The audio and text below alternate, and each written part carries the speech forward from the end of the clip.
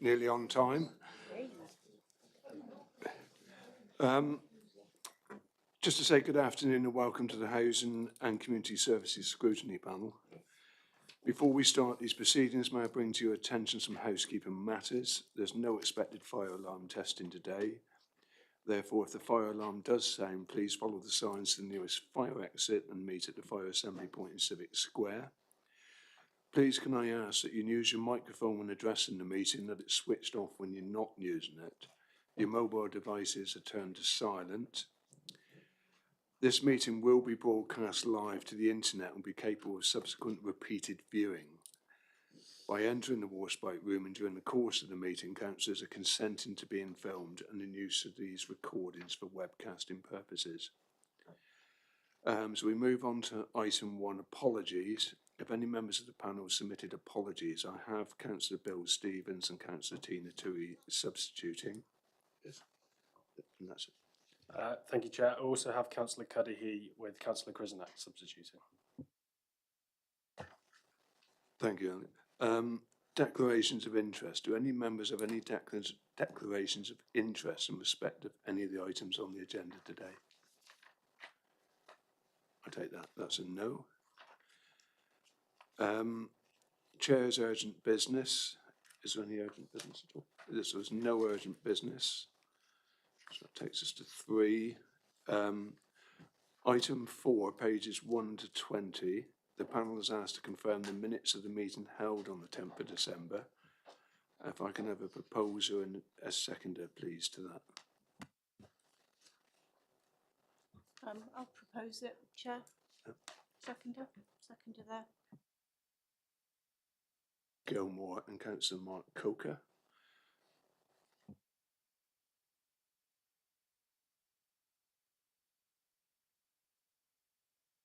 If I can have a show of hands, please, do you all accept the minutes? Those that were present. All right. I think it's unanimously carried. Now it brings us on to item 5, community safety.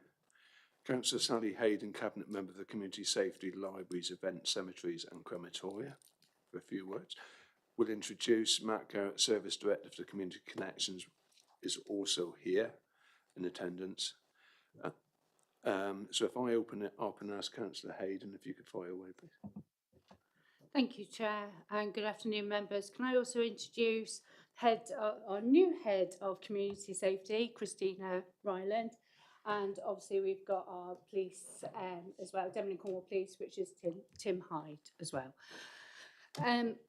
This report highlights the breadth and excellent work happening across community safety in Plymouth, delivered by committed Plymouth City Council officers and our outstanding partners.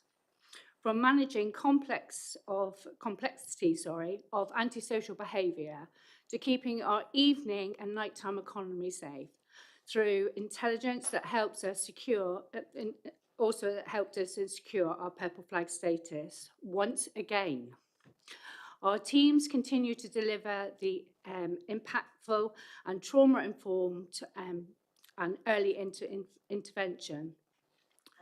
We are also seeing a real progress in tackling predatory behaviour, supporting street-attached individuals, responding to youth-related antisocial behaviour, strengthening our prevent and channel work, and improving our citywide response to modern slavery and violence against women and girls. All of this has been achieved against a backdrop of rising demand, funding pressures, yet our staff and our partners continue to show our professionalism, compassion and absolute commitment to keeping people safe. Before I finish, Chair, I just would like to put on record my thanks to everybody involved, and that goes for the officers here in Plymouth City Council and all our partners that we work very closely with. Chair, I could go on, but I imagine members have read their papers. Hopefully they've read their papers, and I'm quite happy to take any questions if there is any. Thank you, Councillor Hayden, for that summary. Is there any questions that the panel would like to ask? Councillor Boyser. Thank you, Chair. I'd also like to thank all the officers and council officers and those police officers as well, which I know they're doing great work in the community. I know I see it from my perspective in Plymouth and Shadowwood, where they've recently making use of the community centre as an outreach place to contact residents as another opportunity. And it's great to see PCSOs on duty, much more visible. So there's some real positive things happening at the present moment. I just wanted to focus in on an aspect of the report, which is really around the PSPO enforcement. I just want to make sure this doesn't disproportionately impact people such as homeless people or those with addictions or mental health. I mean, it can be quite a blunt tool. So what are we doing to make sure it isn't really having an impact on those particular individuals, those people? Thank you. I'll give you my answer, but if I don't give you a correct answer or enough answers, I'm sure there's plenty of people here who will be able to correct me. But, you know, the PSPO is done on an individual case, and there'll be a lot of work will be done around that. So if you do have somebody that is vulnerable, which is probably the better word of saying, then that there'll be a whole team of people working around that person to make sure that that PSPO can be outlined in the right manner. Absolutely pointless and putting PSPOs on people that cannot be adhered to, and that's where you get that support wraparound package. Have I explained that right, or would you like to add to that, Christina? Yeah, no, that's perfect. Before we brought in the PSPO, we completed an equality impact assessment, and consideration around people from our street attached community was really key with that. And we worked with partners such as Plymouth Access to Housing, our own homelessness colleagues, to make sure that our application of that was trauma informed, and that actually we were looking to address root causes of people potentially sleeping in car parks rather than seeing it as antisocial behaviour. We have a fortnightly street attached antisocial behaviour reduction partnership, which is a partnership of different agencies, including the police, who meet to look at specific individuals who might be within that community who are causing antisocial behaviour, but to work together to create really person-centred, trauma-informed action plans around them to address underlying root causes, linking them with substance misuse charities or rough sleepers teams, so that we're actually addressing the reasons why they're there and supporting them rather than using a punitive approach. Thank you, Chair. So, that's great to hear. So there's much more of a kind of partnership work with other agencies rather than a kind of a stick approach. There's that kind of joined up approach. That's what I'm hearing. Is that okay? Thank you.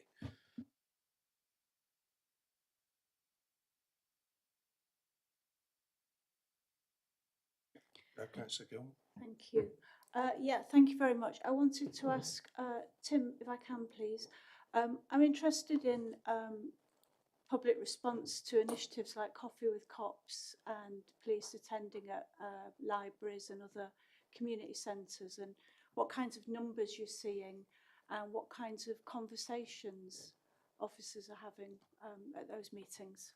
Thank you for the question. So numbers-wise, that would be difficult for me to give you those numbers, but I can get back to you with the exact numbers of the areas that you're focused in on. In relation to the types of conversations, it's a range of things, so things that are affecting the individual within their home or family environment, all the way through to things that they're seeing in the communities. And then that information is then fed back into our targeted information management meetings that we have, and that then drives the work that we carry out on a daily basis, and also influences the conversations we have with our partners within the Community Safety Partnership. Thank you. That's really encouraging, actually. So it is actually positively useful for you as well as for the residents. Is it something you'd like to expand even more, or do you think you're at the level now? So we like to use a range of tools and methods to gain as much information from the public as we possibly can. So we value very much the Coffee with Cops, the Have You Say meetings, but we also use DC Alert, community messaging, social media, newspaper appeals, Crime Stoppers as a partner as well, to gain as much information as we can. That's something that we cry out for, information, intelligence. The more we know, the more we can do as the police, and the more we can then work with our partners and focus in on actually what the community want from us, and we deliver upon that. So yes, we would like to do more and more and more. We would like to explore all sorts of media and ways of gaining that information so we can support the community into the future. Councillor Nicholson first and Councillor Dingle. Thank you very much indeed, Chair. And I wanted to echo, if I may, the comments that Councillor Porter made in relation to the Plympton Police and really coming on to Tim. Certainly the reconnection recently with the police inspector and the sergeant, and actually visibly seeing a marked difference of presence in Plympton is very welcomed indeed. Generally, we've seen over recent years a decline in the number of visible sort of local PCs and PCSOs on our streets in Plympton. So to see that change, please pass our feedback back to the police force, because I think that's very welcome indeed, and I hope very much that can be maintained moving forward. The question I just wanted to ask, if I may, through you, Chair, to Inspector Hind, is in relation to have your say meetings, you know, subject to there being available resource, can we more or less assume now that the police will support have your say meetings? Because over recent years, with the lack of sort of neighbourhood strength in the police teams, certainly we've not had that in Plympton. But can we sort of see now with the numbers involved from the police community engagement side of the force that we can assume, if available resources exist on the night of these have your say meetings, that you will be able to attend? So I could say numbers within local policing and partnerships are increasing across Plymouth, and that is a priority for Devon and Cornwall Police and Plymouth BCU. So we will see over time more police officers on the streets, we'll see more PCSOs on the streets, and therefore you will see us being able to fulfil the have your say role into the future. So it is a priority for us. Yes, is the answer. Through you, Chair. Thank you very much indeed for that up to date sort of strategy that you have, and I hope very much it gives ward members at our level, Chair, the ability to strengthen that bond between residents and the police force, and obviously our own community safety team. Thank you. Councillor Dingle. Thank you, Chair. Yes, some really positive things in this report, and also, you know, obviously some challenges still as well. And it was interesting in point 3.3, youth antisocial behaviour, to see it kind of stated about the increase in youth-related antisocial behaviour that was identified across the waterfront area. And I was just thinking, with the recent significant investment through the Youth Investment Fund into our youth centres across the city, also, you know, in the waterfront area at Tinside Lido, you know, and for the first, brilliant to see that investment going into our young people, you know, after a long time of being neglected, and young people being put at the heart of what we're trying to do. I just wondered, you know, do we feel better prepared now for this summer to kind of tackle some of those issues and make a real difference? And thank you for acknowledging the good work that's been done. It was a very difficult time last summer, and it did take, again, partners. Everything works as a partnership as far as I'm concerned. And we had a really strong bond with the police, the harbour master, obviously the community safety team as well, and the youth service was going down there. The young people involved were their parents were spoken to, some of them were took to the station as well, and just explained really a bit of warning about this is just not acceptable. But we do know when the sun comes out, that's where the antisocial behaviour will start again. And, you know, it's about not waiting now until the summer. So what we've already got work already ongoing. So one of the officers in the community safety team has got regular meetings happening with the police, the harbour master, Plymouth Waterfront Partnership, everybody like that. And that's ongoing. So we are more prepared for this year ahead of, I do believe we will get some sun, but don't minute that, Chair, because at the moment it's not looking very good. But no, on a serious note, you know what I mean, it is about preparation, and but a lot of work went into that. Sorry, can I just add on that? One of the key issues or challenges that we had last summer was the lack of reporting. So we were having anecdotal information passed to us, but but the police weren't receiving regular reports. And so we did quite a bit of work with local businesses and the harbour master and berth owners around the importance of reporting. And I think people felt quite despondent, felt that there was no point because when they reported, perhaps the police weren't able to attend at that time. But all of that information and intelligence is so important, especially in terms of directing police resources. So we really need to encourage that. This coming up to this summer as well is the importance of people reporting and making sure we're promoting the different mechanisms for doing so. I don't know, Tim, if there's anything Yeah. you want to add. I think this is a perfect opportunity for me to champion the community intelligence portal, and that's for everyone here, all of the people that you work with, everyone that will watch this online. The community intelligence portal is the most important tool that any of us have in this partnership, because with that we can then get ahead of the curve, and that's the key, isn't it? For what we do, we need to get ahead of the curve. So the more information and intelligence that is passed to us via that portal, which is anonymous, which will be sanitised and will be not linked back to the person submitting that intelligence, we can then do something with it. And that's one of the key learnings from the issues that happen over the summer, is get ahead of the curve, have those discussions early on, get your plans in place, and make sure that you are prepared for as many contingencies as possible. So that is the key message, I think, from us as the police.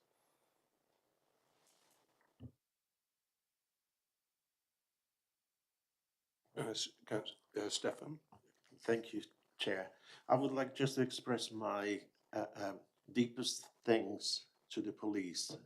My colleagues in a ward in Plymouth work very, very closely with the police, and regular surgeries are something that has been now well established, working together with the police. And as a result of that cooperation, some initiatives have been started, like Speed Watch, where we have now about 10 volunteers in a ward that are well trained, and they are, with the support of the police, going out to regulate the speeding that is quite problematic in the area.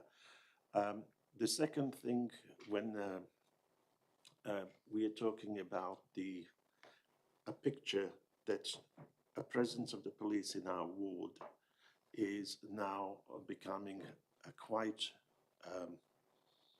assurance to residents that they know that if there is any issue or any problem, they can come, they can speak. And at the last surgery, we had quite a considerable number of people attending and asking lots of questions, the police and also us as a councillors. So I'm so delighted that we have this established cooperation between the police and us as a councillors.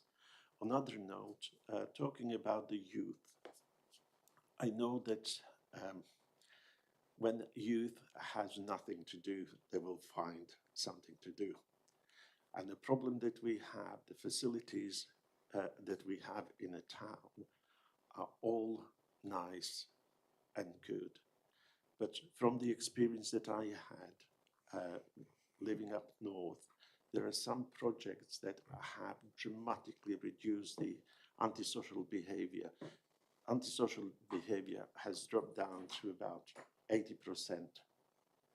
And it is because the youth have the opportunity to go to places where they feel safe, where they have programs that are giving them opportunity to be facilitated by their own peers.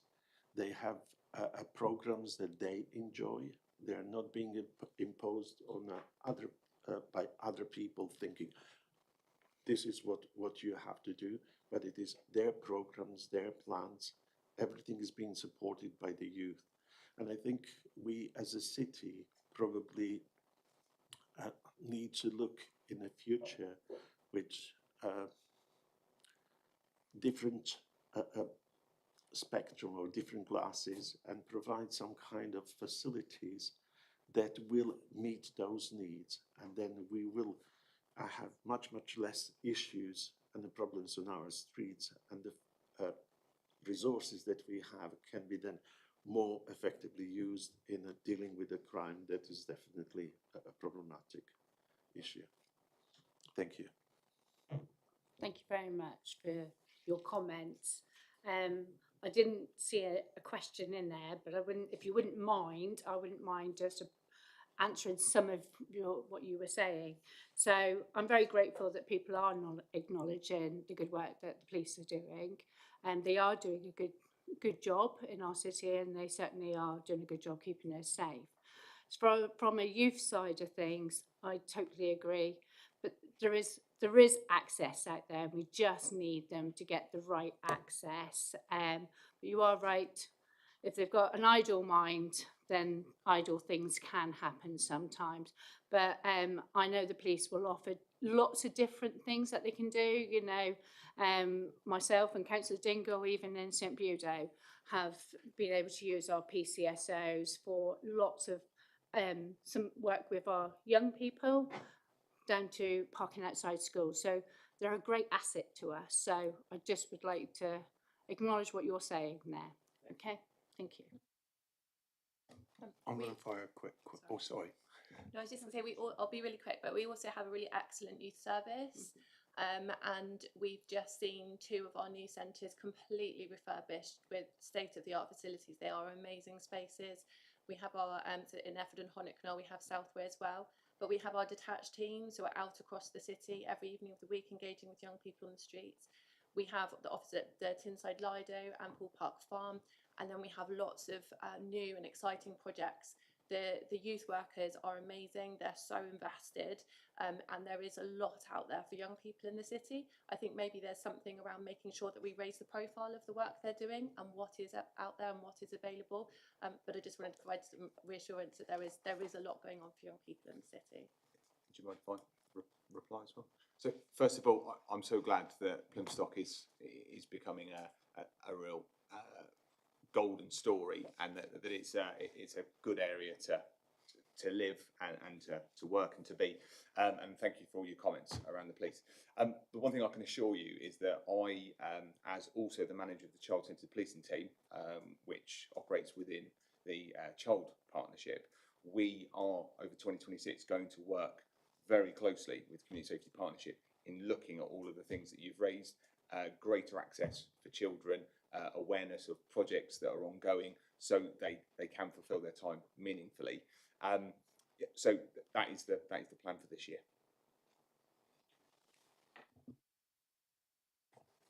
Yeah, I would just like to say on behalf of this committee, thank you for all the hard work you put in. It's nice to see a clear strategic way forward with regard to the issues facing Plymouth.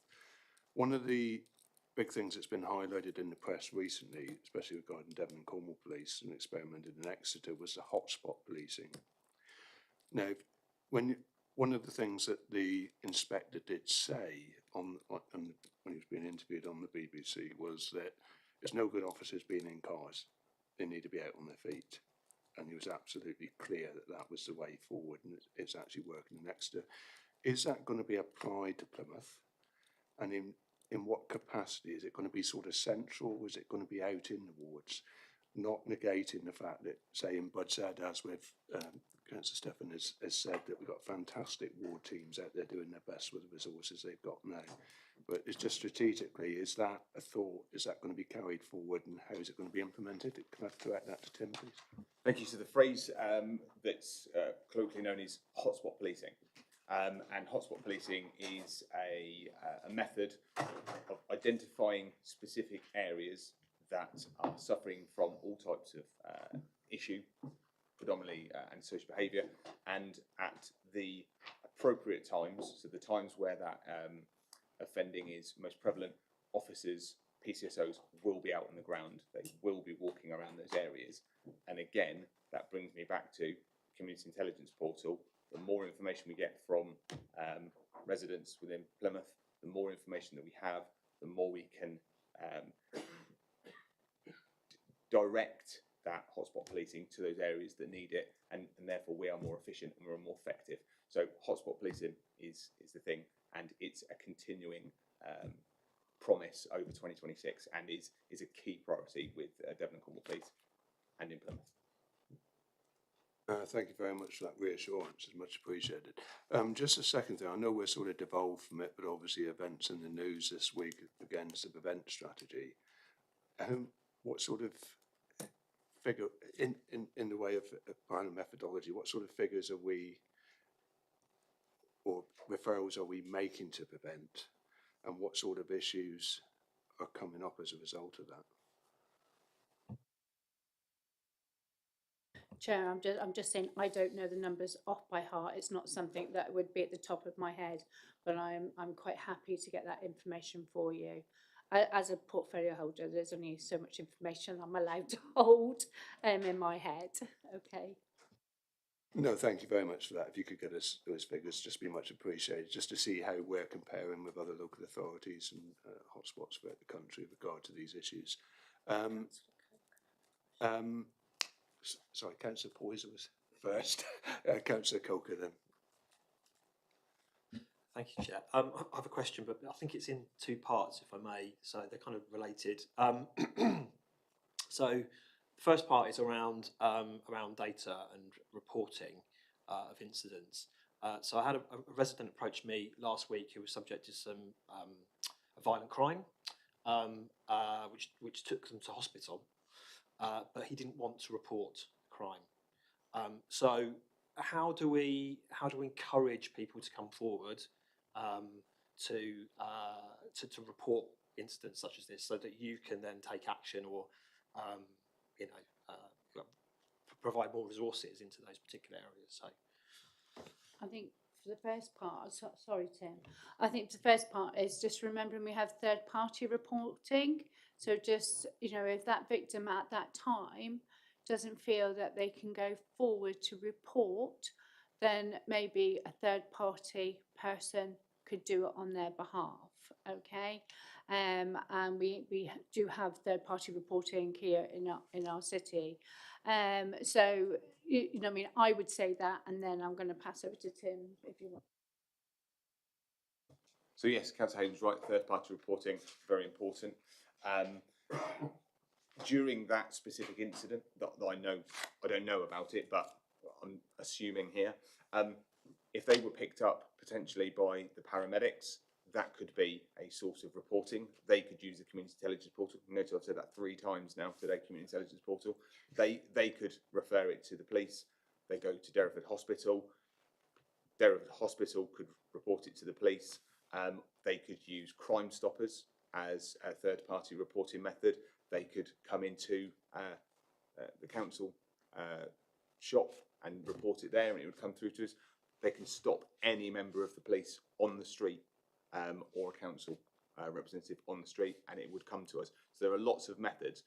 I do understand people's fear of reporting directly to the police at times. That is a known fact that people sometimes feel it's not for them. But there are so many different ways that people can report to us, and the promise is, no matter how that message gets to us, we will deal with it. So certainly there are lots of methods for your the people you look after to report to us, and we will be there for them. We work closely with Crime Stoppers, and so if it's helpful, I can share details, because they guarantee 100% anonymity, even they don't know the details of the person that's phoning. So that's always a good route that we've used before.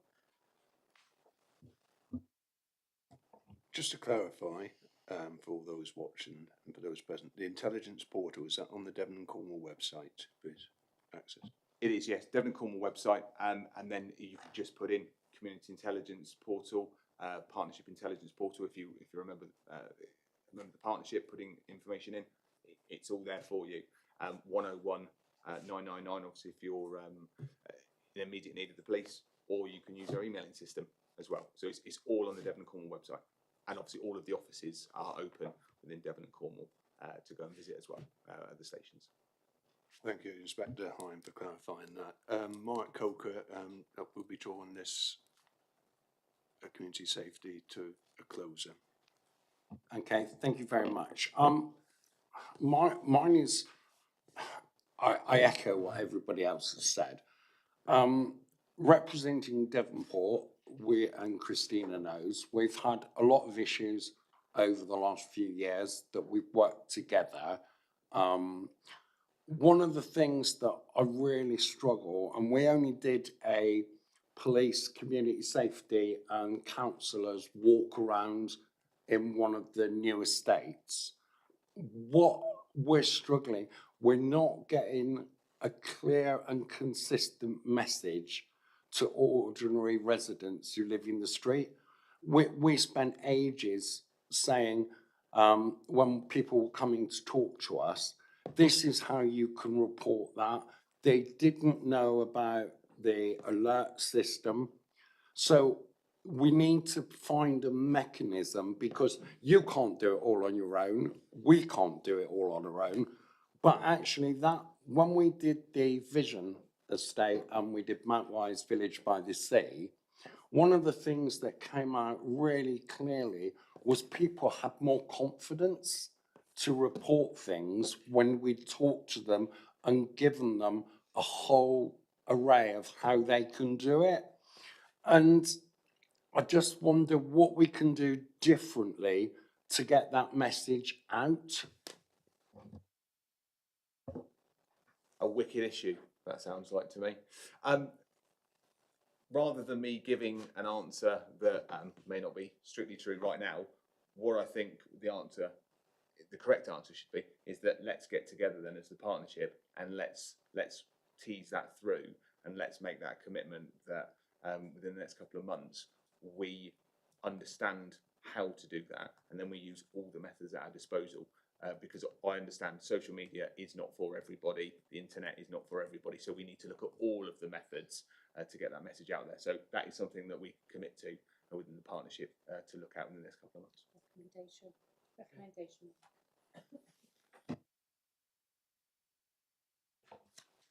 As we do have a bit of time, yeah, I was going to say, Councillor Poyser, and if anybody feels that they've not been heard and would like to bring up any issues with regard to this agenda item, then please do. We'll run it on for another 10 minutes. Thank you, Chair. Just off the back of my last question and your excellent answer, I just wondered whether, Chair, there's some of that information about reporting could be shared, so we can publicise that.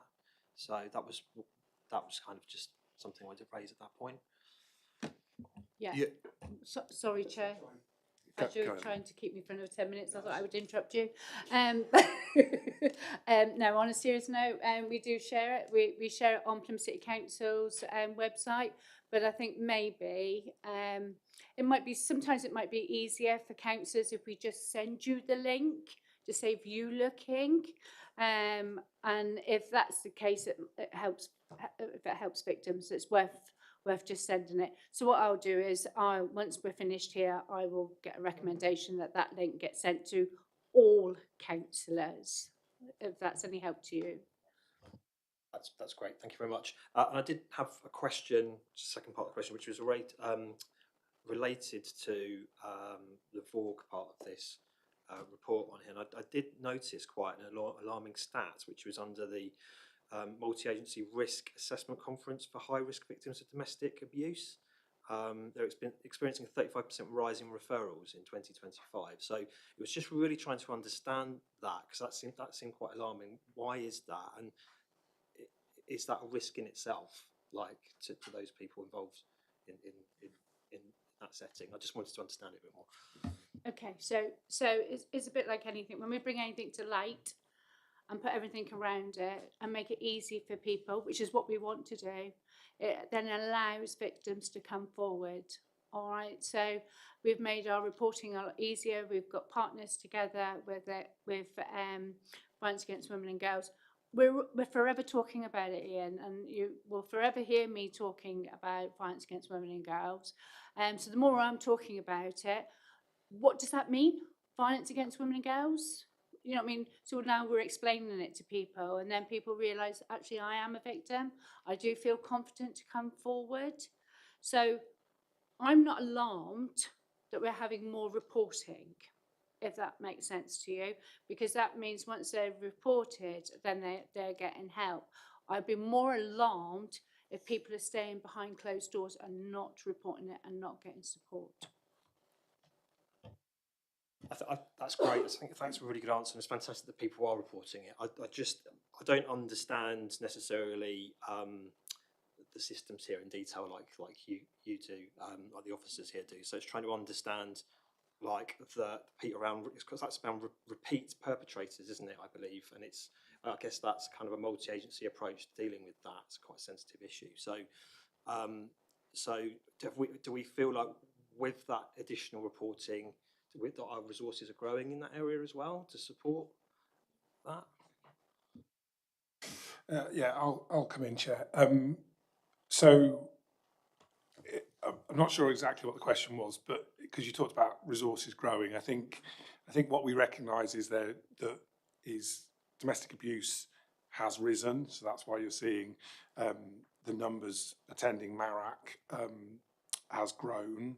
And there are a range of things that we are doing. So we are doing some perpetrator work in the city to try and reduce the number of repeat perpetrators, but there's lots of other work. So there is a whole strategy and action plan that sits beneath this, and the team are working with partners across the city to both kind of deal with keeping survivors safe, but also to deal with perpetrators. So I don't think we're fully assured yet, but we have the plans in place to kind of help us get there. Just one thing that crosses my mind in regard to community partnership, community safety. One organisation just across the road would have all the latest figures of, especially those going through the courts with regard to specific areas. Is there any link in here to the National Probation Service and feedback regarding the statistics that they have on who's going through the court system, reasons for? Obviously, they run a lot of the programmes as well, especially the domestic violence programmes, etc., etc. Would that not be helpful to this committee to also have their input at some point? Yes, so probation are a statutory partner of the Community Safety Partnership, so they're always at the executive meetings. There's a new head of probation, Dan Monk, who's now in post, so I met with a couple of weeks before. We've already had an initial conversation about how we work in partnership, and we can definitely get some figures from probation, but they are really keen to be at that table in terms of what they do around rehabilitation of offenders. No, that's fantastic, because we don't often hear of the probation service involved in this community safety partnership, and they always seem to be missing, so it's lovely to hear Darren, I know Darren Monk well, so it's nice to hear that they are feeding into it as well. Now, is there any further questions that anybody would like to ask with regard to this issue? Needless to say, thank you. Oh, Councillor Stephen. The question that I have, obviously domestic abuse is an issue, but what is the situation where you have a person with disability that has either members of the family that are taking care of them, and because of the disability, the carers, whether it is parents, brother, sister, or relative, get battered, and that is not being reported. Obviously, there is an issue where if the reports come to the police and the carers said, no, we don't want to press the charges, obviously, does that then constitute a report? Is it recorded in a system, or is it being ignored? No, sorry to through you. Nothing is ignored, nothing at all. So it doesn't matter how many times you report to the police or to anybody, it's never ignored. But what you're probably talking about is a safeguarding issue. So there'll be a multiple of agencies involved. You would have adult social services involved, the police involved. There'd be plenty of people involved. It would come under a safeguarding issue. So a disabled person would always be well protected, the same as what you and I are protected. It's no different just because if you're disabled or not disabled. And just from a police my chair, every crime that's reported to the police will be recorded, 100%. That's not a case that it wouldn't be.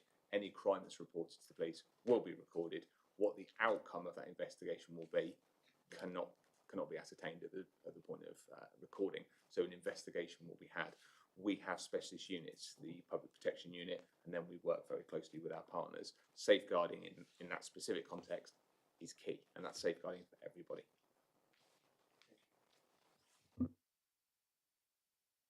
Any further questions? Needless to say, thank you. I'm sorry it's extended, but we are a bit late on the agenda this afternoon, so it's nice to tease out and make sure everybody feels that they've had their say on the matter, and I think it's been well scrutinised this afternoon. Needless to say, Councillor Hayden, thank you for your time. Christina of Ireland, Head of Community Safety, and Tim Hine, Inspector of the local policing team. Thank you for your input this afternoon. It's much appreciated. Thank you, Chair. And can I just say thank you to members. If you don't mind, Chair, I'm going to stay for your next item, just in case. Chair? I'm just going to stay. One that I have missed, and so the recommendations for this scrutiny is to comment on and note the updates in relation to the ongoing partnership to make Plymouth a safer city. So it's just to note the recommendations and the input this afternoon. All right, thank you. All right, so we move on to community cohesion, item 6, pages 31 to 36 in your document pack. Councillor Penworthy, Cabinet Member for Housing, Cooperative Development and Communities, will introduce this segment. Matt Garrett, Service Director for Community Connections, is also available for questions, should anybody wish. All right, so Councillor Penworthy, if you'd like to fire away. Thank you, Chair. And this is something that actually spans both mine and Councillor Hayden's portfolios. It's an area that I tend to take more of a lead on, which is why you've got me introducing the paper, but we're both here. And the paper has been prepared very much from a Safer Plymouth perspective, because there is actually quite a lot else that we're doing, but you asked for that, so that's the perspective we prepared the paper from. Plymouth, like a lot of other places across the country, has experienced real pressures on community cohesion over the past year. Periods of heightened tension have been driven by a mix of local incidents, national debate and global events, amplified by misinformation and divisive narratives. This has led some communities, and that's people from a whole range of communities, not just one particular section of society, feeling less safe, less visible and less confident in public spaces. That's obviously a matter of concern for all of us. Hate crime has risen, and the impact on affected communities is significant. Recorded hate crime has increased. That's actually good news. Hate crime is always traditionally substantially underreported. So at a time when there is a perception of lack of trust, the fact that people are trusting in reporting hate crime is a positive in terms of the work of statutory partners. But we do know that hate crime disproportionately affects people with protected characteristics, which reinforces the need for a strong preventative and community-led response, not just council and policing-led response. The council remains firmly committed to our statutory equalities duties under the public sector equality duty, and we continue to ensure our decisions eliminate discrimination, advance equality and foster good relations, supported by robust equality impact assessments on decisions. In fact, our annual report on the public sector equality duty will be published in March. Our updated equality objectives for 2024 to 28 strengthen our focus on inclusion and cohesion. We're committed to being a welcoming city, promoting equality, diversity and community cohesion, supporting people from different backgrounds to get on well together and giving explicit consideration to care experienced people in decision making. Safer Plymouth continues to prioritise hate crime and cohesion as core areas of work, and personally I'd like to thank them for that, because sadly it got removed from the Commissioner's crime plan as a priority across Devon and Cornwall and the Isles of Scilly. Here in Plymouth, I'm really pleased that Safer Plymouth have said that this is an important issue for us and made it a local priority. So a big thank you for that. Because hate crime is identified as a high harm area, partners meet bi-monthly to share data, intelligence and insights, identifying trends early and coordinating responses. After the riots, we received community recovery funding, which has enabled tangible support and engagement. The £600,000 fund has done a whole variety of things, including supporting 42 community projects, including work with children and young people.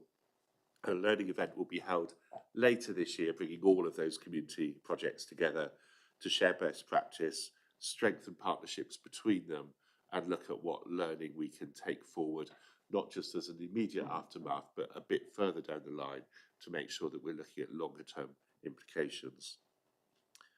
Part of the Community Recovery Fund has enabled a new community engagement officer to build trusted relationships with diverse communities. That role is co-delivered with the Plymouth and Devon Racial Equality Council. Has already strengthened reporting routes, delivered listening events, supported citywide cohesion events such as the Respect Festival, and provided operational support during protests and heightened tensions. And they're now looking specifically at how to strengthen the third-party reporting network and make that more effective in the city. We've also commissioned some appreciative inquiry. We're expecting some early findings soon from that, and we'll no doubt quiz those, but that will also help inform the work that we do. Whilst not directly linked to Safer Plymouth, it is worth talking about the fact that our community builders, both citywide and locality based, are working very closely in this arena, or the citywide ones because they are covering protected characteristics, but also on the geographically based ones because they're looking at very localised issues where community cohesion can be all sorts of different things, and it's a lot wider than just, oh, there's a protest. The way communities work together is actually really complex, and our locality-based community builders are doing a lot of work in that area to get better understanding as we move forward. So that's a quick intro to the paper we presented, and we're happy to take questions. Oh, sorry, I just turned over my page. It was worth saying that the way we've done this means that actually we're taking things already beyond currently funded windows. We need to look about how we resource work that comes out of the learning. So that's another question to be addressed as we go forward. But that it would be worth saying that whilst a lot of people have been feeling the impact of recent events, it is our ethnically and faith diverse communities who have been feeling the brunt of it. And it is important to remember that there are communities in the city who are currently feeling very unsafe because of the behaviour of a few minority people in the city. And that unsafeness, whilst especially hitting them, are also hitting a lot of other populations as well. Thank you. Stefan, Councillor Penrose. Councillor Dingle, start. Thank you, Chair. Thank you for your report. And again, you know, some really great and important work being done.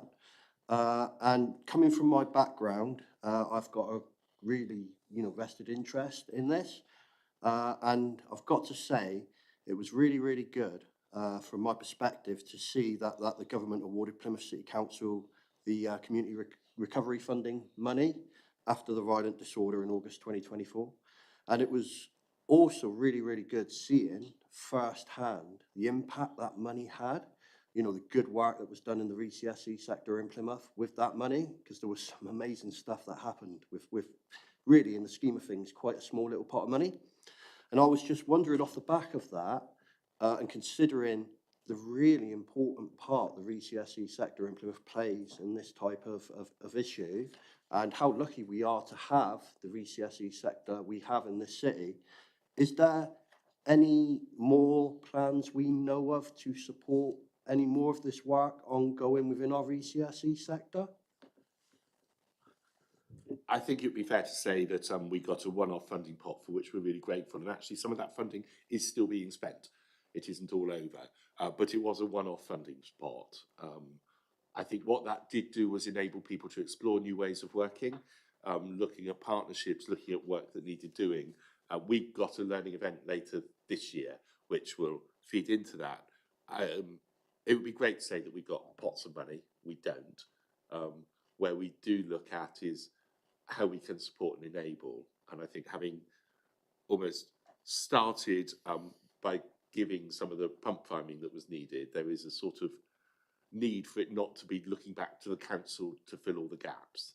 And if we're going to talk about social enterprises that are trading organisations meant to be earning 50% of their income through trading as well as through grants, how organisations receiving grants think about what that does to inform future grant applications, future business development opportunities.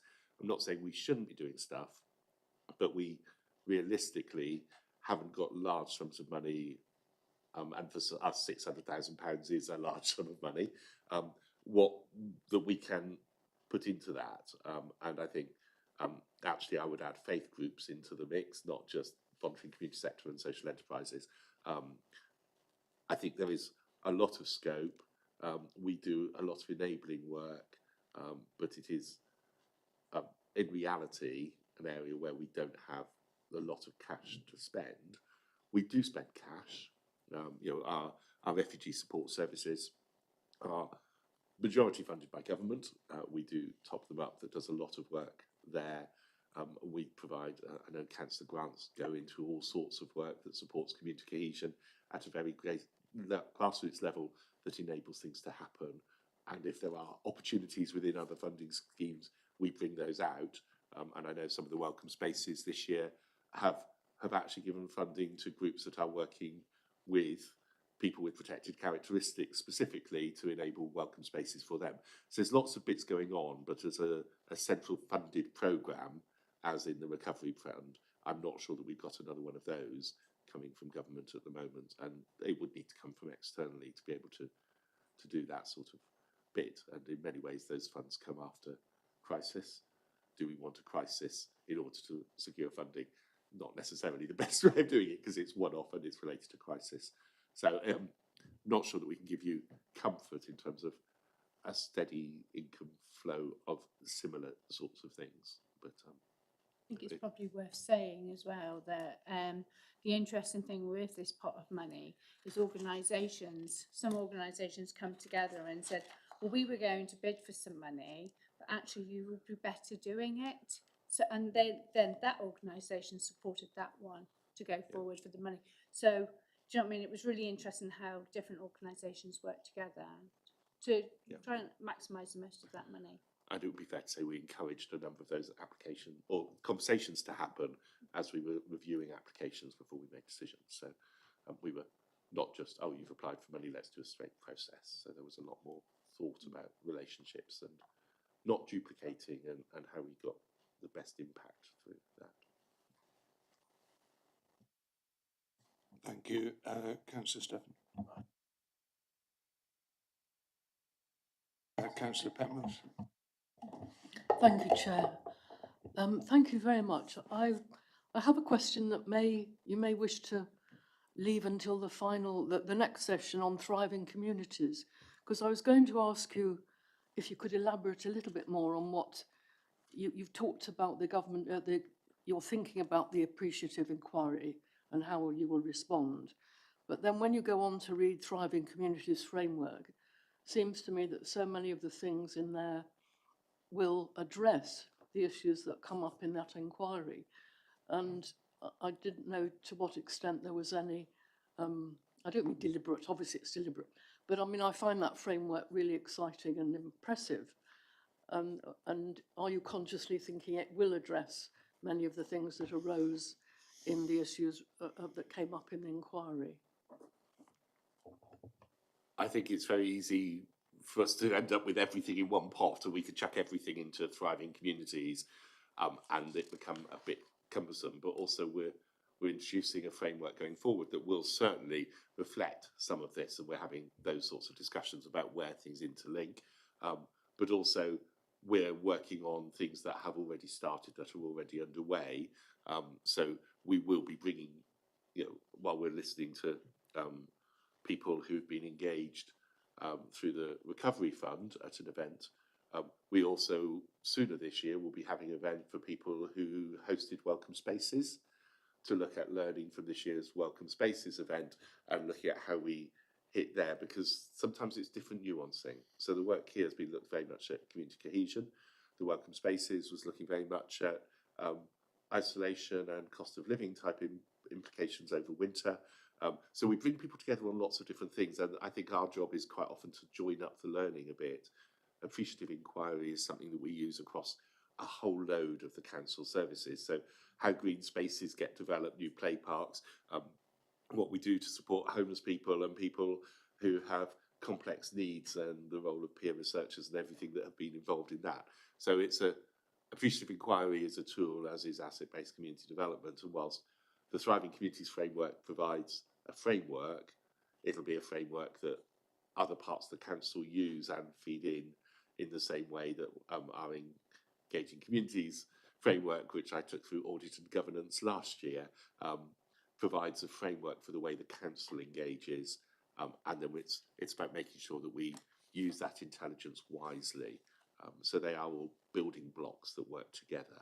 And you might want to pick them out, but this one is very much one where we're talking around some issues of safer Plymouth, so the equality, diversity, inclusion stuff that we're doing in terms of welcoming Plymouth and our partnerships there, the safer Plymouth stuff on cohesion and hate crime, but also work we're doing on what this means inside the organisation for human resources and staff and officer development, and making sure that our officers are feeling safe, secure, and part of something that is inclusive and able to be use their voices. So I think it's part of a jigsaw that you could overlay almost anything on, and we just try and make sure that we cut it in different ways to make sure we're not missing things, and that the same base data and base story is there through all of those. So that's whether it's frameworks or, in this case, a delivery programme.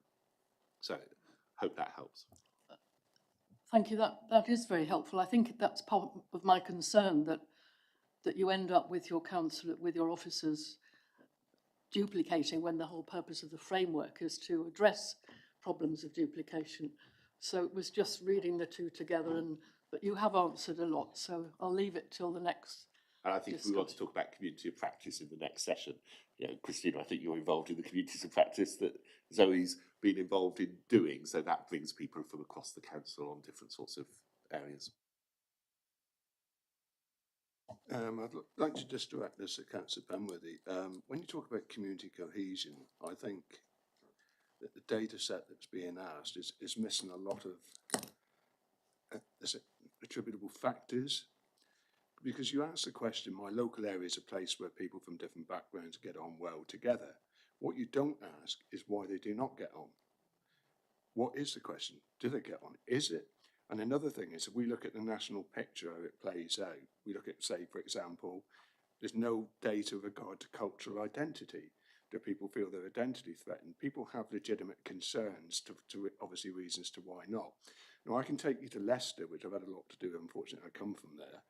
And if you look at Leicester as a borough, you've got the Somali quarter, you've got the Hindu quarter, you've got the Pakistani quarter, and down in Loughborough, you've got the white quarter.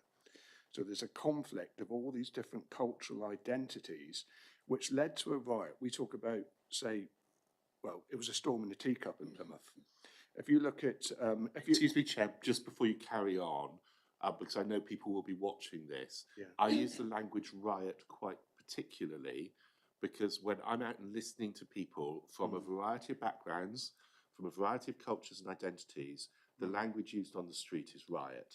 The language communities identify with is riot. I think for our local residents here to downplay the impact of the riot in Plymouth as they see it is not fair to them. So please, can we use the language and be conscious of what people in Plymouth feel? Yeah. I think it's important for the people out there who vote for us and who we're accountable to. Yeah, I do respect that, Councillor Penworthy. What I'm saying is, with regard to cultural identity and the clashes of cultural identity, where my sister lives in Beaumont Lees Lane, just down from the Space Centre, there was a riot in Leicester the other day, or not long ago. It didn't actually make the press, but it was between the Hindu and Pakistanis, and it was over a football match. So there was a clash of cultural identity there. So I think it just needs a lot more questions. I think it needs a lot more backfill into this to actually glean a better picture of why community cohesion is falling, what the problems have people within the local community have with regard to, say, an example, cultural identity. And as I said, when you look at the national picture, that seems to be what's actually playing out. So I just think it needs to be a little bit more substantial. With regard to dynamic, is that reasonable? The city survey is a massive piece of work that covers an enormous number of areas, and people already spend quite a lot of time answering questions if they commit to it, and a lot of people we send it to don't respond to it because it is already quite large. So if we were to add lots of extra questions in, it adds to the cost and it decreases return rate, which means it makes it harder for us to say that we're statistically sound. I think what the city survey quite often does is identify lots of questions. It doesn't necessarily give us the resources to then go and ask a lot more questions as a result. So then we begin to ask, and one of the questions I'm asking is, do we need to ask the questions at all? But if we don't ask the questions, does that give us any, at least flavour of what is going on? So, but, you know, I have lots of questions that arise from the city survey. I think we haven't checked about lots of bits. Plymouth, one of the bits that is different from Plymouth than lots of other big cities is we don't have quarters where individual nationalities and individual faiths live. We are quite an integrated society, and that makes a difference. And it means that when you're asking that question, it is about community cohesion. It isn't about race, it isn't about faith, it isn't about disability or age or which football club you support or anything else. It's about just and we purposefully ask one that's a temperature check on how people feel they're getting on with their local community. Now, that's actually quite important for us on lots of basis, and why I talked earlier about this not being about just race or just faith. For us, it matters that that social capital of people getting on with each other is built. It's declining everywhere. We ask an open question, we're more likely to get that bit of, actually, it might be that the neighbours have grown leyland up and I can't get any light in my lounge and therefore I'm not feeling that I get on with people in my local community at the moment. That would come out as a negative as well. So, you know, it is one of those questions that we ask open-ended. It doesn't give us a lot, but it does give us a flavour. I don't think if we started asking very pointed questions, we'd probably get into quite a lot of trouble, because that would be, to do those in ways that were legally acceptable would be difficult, but actually they would also be in ways that might themselves engender people to spot the other. So it is one in which we know we could ask more, but the practicalities of asking more on a survey that does cost us quite a lot of money every other year is something that has to be borne in mind. And our external partners chose not to fund parts of the survey this year, but we needed to still ask questions that they had previously funded being in the survey. So, you know, we would normally have expected, this is a sort of question where the Police and Crime Commissioner would have made some contribution towards the survey costs in order to get more information.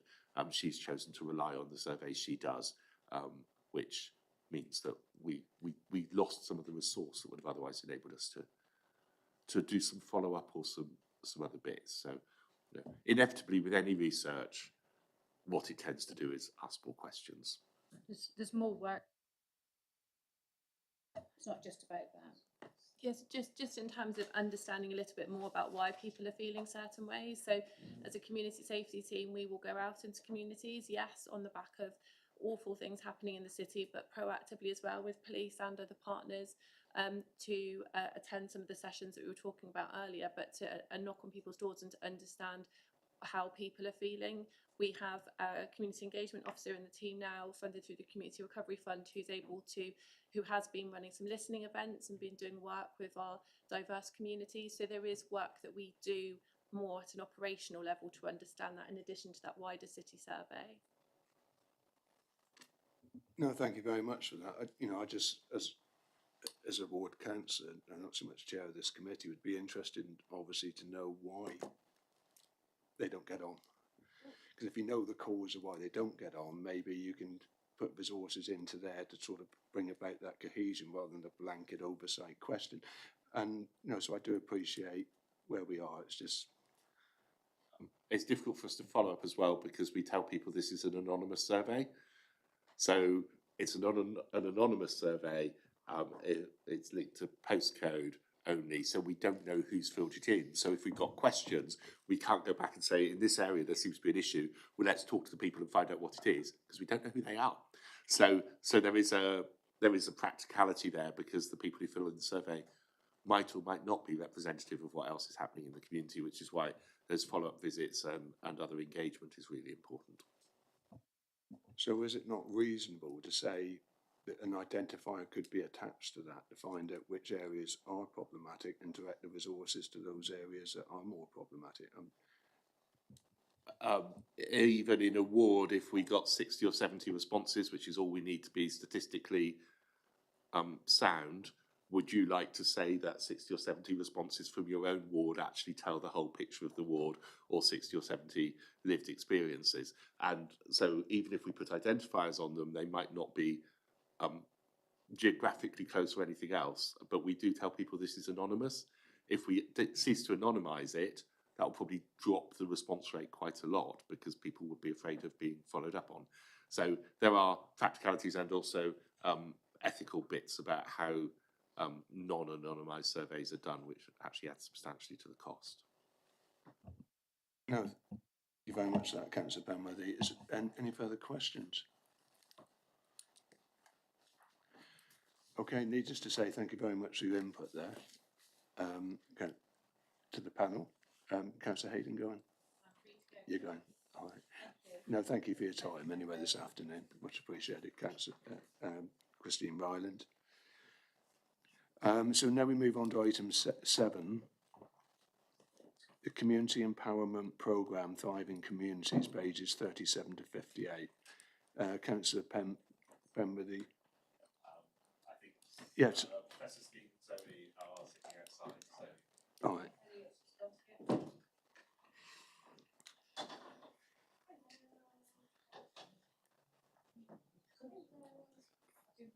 That is a community empowerment programme, isn't it?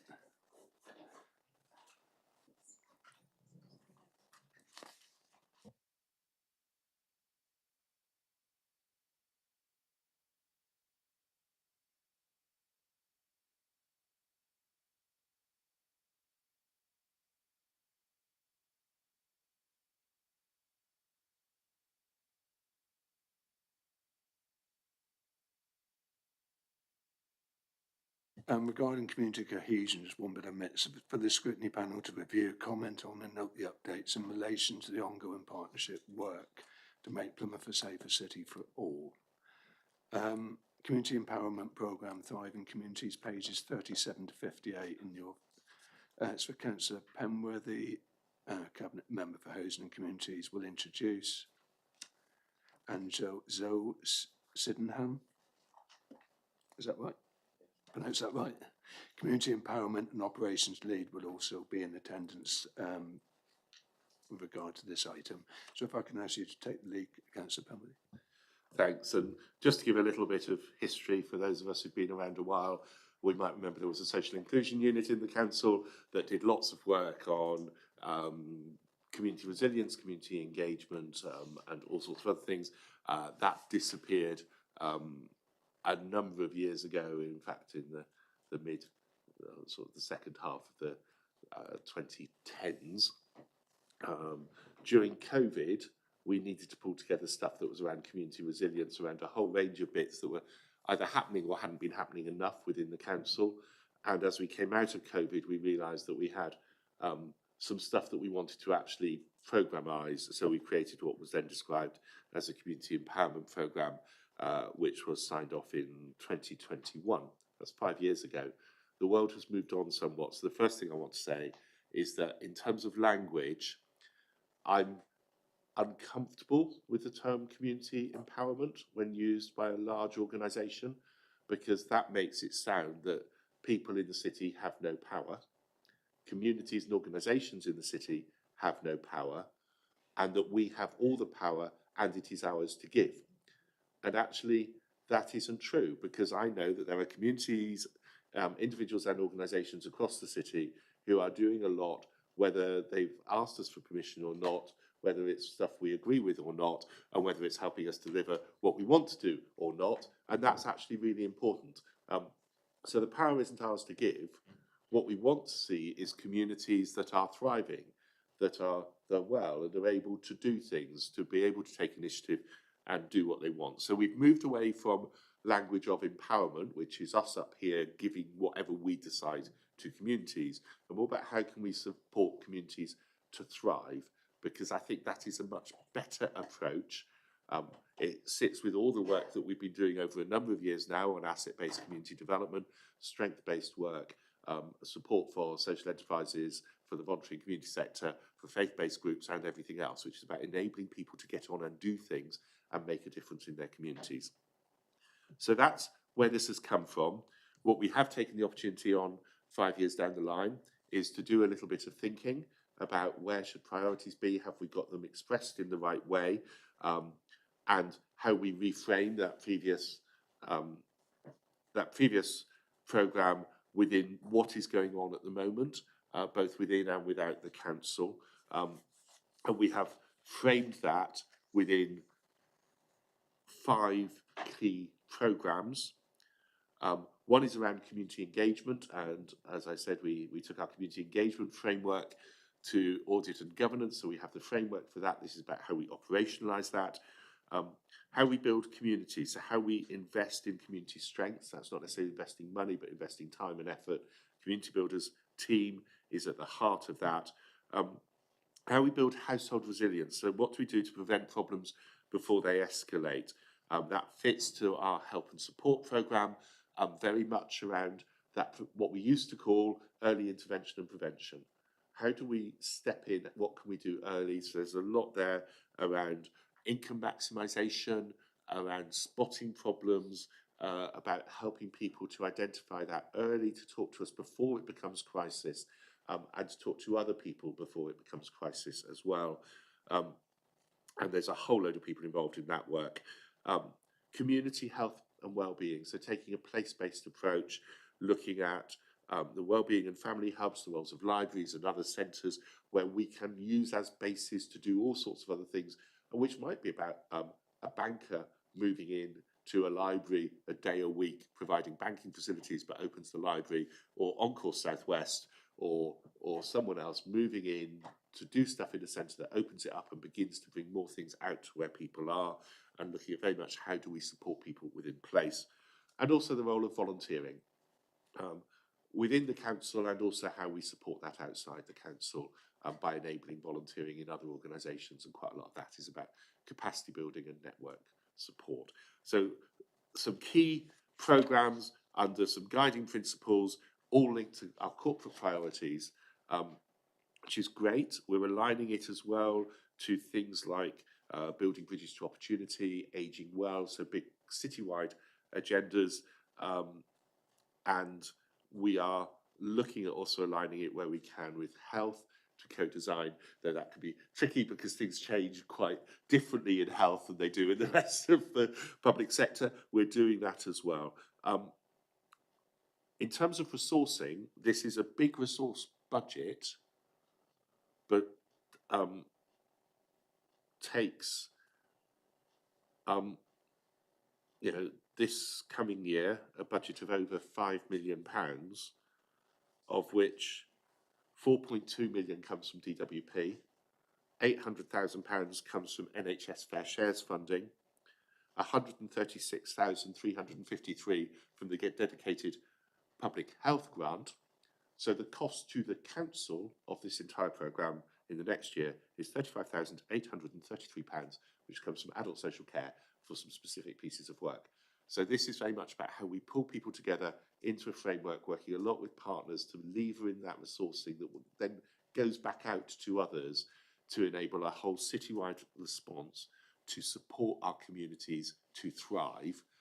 And that will be all communities, whether those are communities that have intense support or communities where we're just enabling the framework to happen that is much more light touch, which will be much more about social capital and capability within some communities that doesn't exist in others.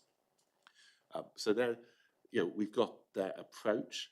it's my hats off to Professor Steve and to Zoe, who've worked with me over recent months as we've tried to look at how we do this and working with partners and how we join up what were quite disparate programmes before into something that actually ties in with what the council's trying to achieve and secures substantial amounts of external funding to help us to deliver it. So I think that's probably enough of an introduction from me, Chair. Can I open it up to the floor? Any questions, please? Councillor Nicholson. Thank you very much indeed, Chair, and thank you very much, Councillor Pemberthy, for introducing this item. I think the work that officers have done in producing the report, and obviously you having reviewed as a Cabinet member, I don't think anybody could disagree. But what I struggle with is that you're a textbook. So you come to these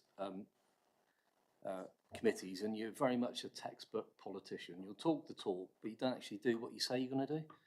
And I can't get away from the fact I represent people, some of whom have just been at the consequence of your decision to transfer 60 hectares of land or acres of land affecting my ward, Plymouth Surrey ward, but also potentially affecting Chadderwood, and we learnt it through the paper. So you talk about engagement, but the way you summarised community empowerment is the way you treat us in Plympton. It's absolutely disgraceful that we have to read the significant impact of a decision of this council without any courtesy given by the Cabinet member in the local Plymouth Live newspaper and online. That is a disgraceful behaviour, yet you come before us yet again as a Cabinet member for community cohesion and all the bits of the way that this council deals with the public, and you talk a totally different language. So I support what's in this document, but you don't, Councillor Pemberthy, practice what you preach, and that's what I'm most disappointed in you. I don't get it from any other Cabinet member, so I don't know what it is, if you've got a problem with me or the people of Plympton. You know, it's 35,000 people in Plympton. Chair, I'm saying this because this is true. I raised it in full council and Councillor Pemberthy dismisses it. He comes before this panel, he came before Audit and Governance, he preaches community cohesion and community engagement, and yet he doesn't do it. So my question to Councillor Pemberthy is, you come before this committee saying that this is the policy, but can you now actually confirm to councillors, but also the public at large, that you will practice what you preach?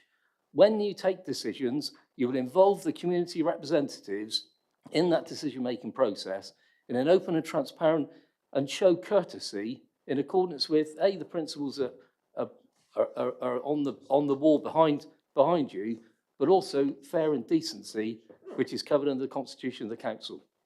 Will you actually start treating us with some respect? Councillor Nicholson, can I just ask a simple question? What was your question in there? What do you... I want Councillor Pemberthy to say he believes in the document he's bringing today, that when he makes decisions as a Cabinet member, he will treat community engagement, the respective elected members of this council who are representing the communities, in the way that this policy sets out. Because him, in practice, he's the complete opposite to the policy that he's putting forward today. It's not acceptable.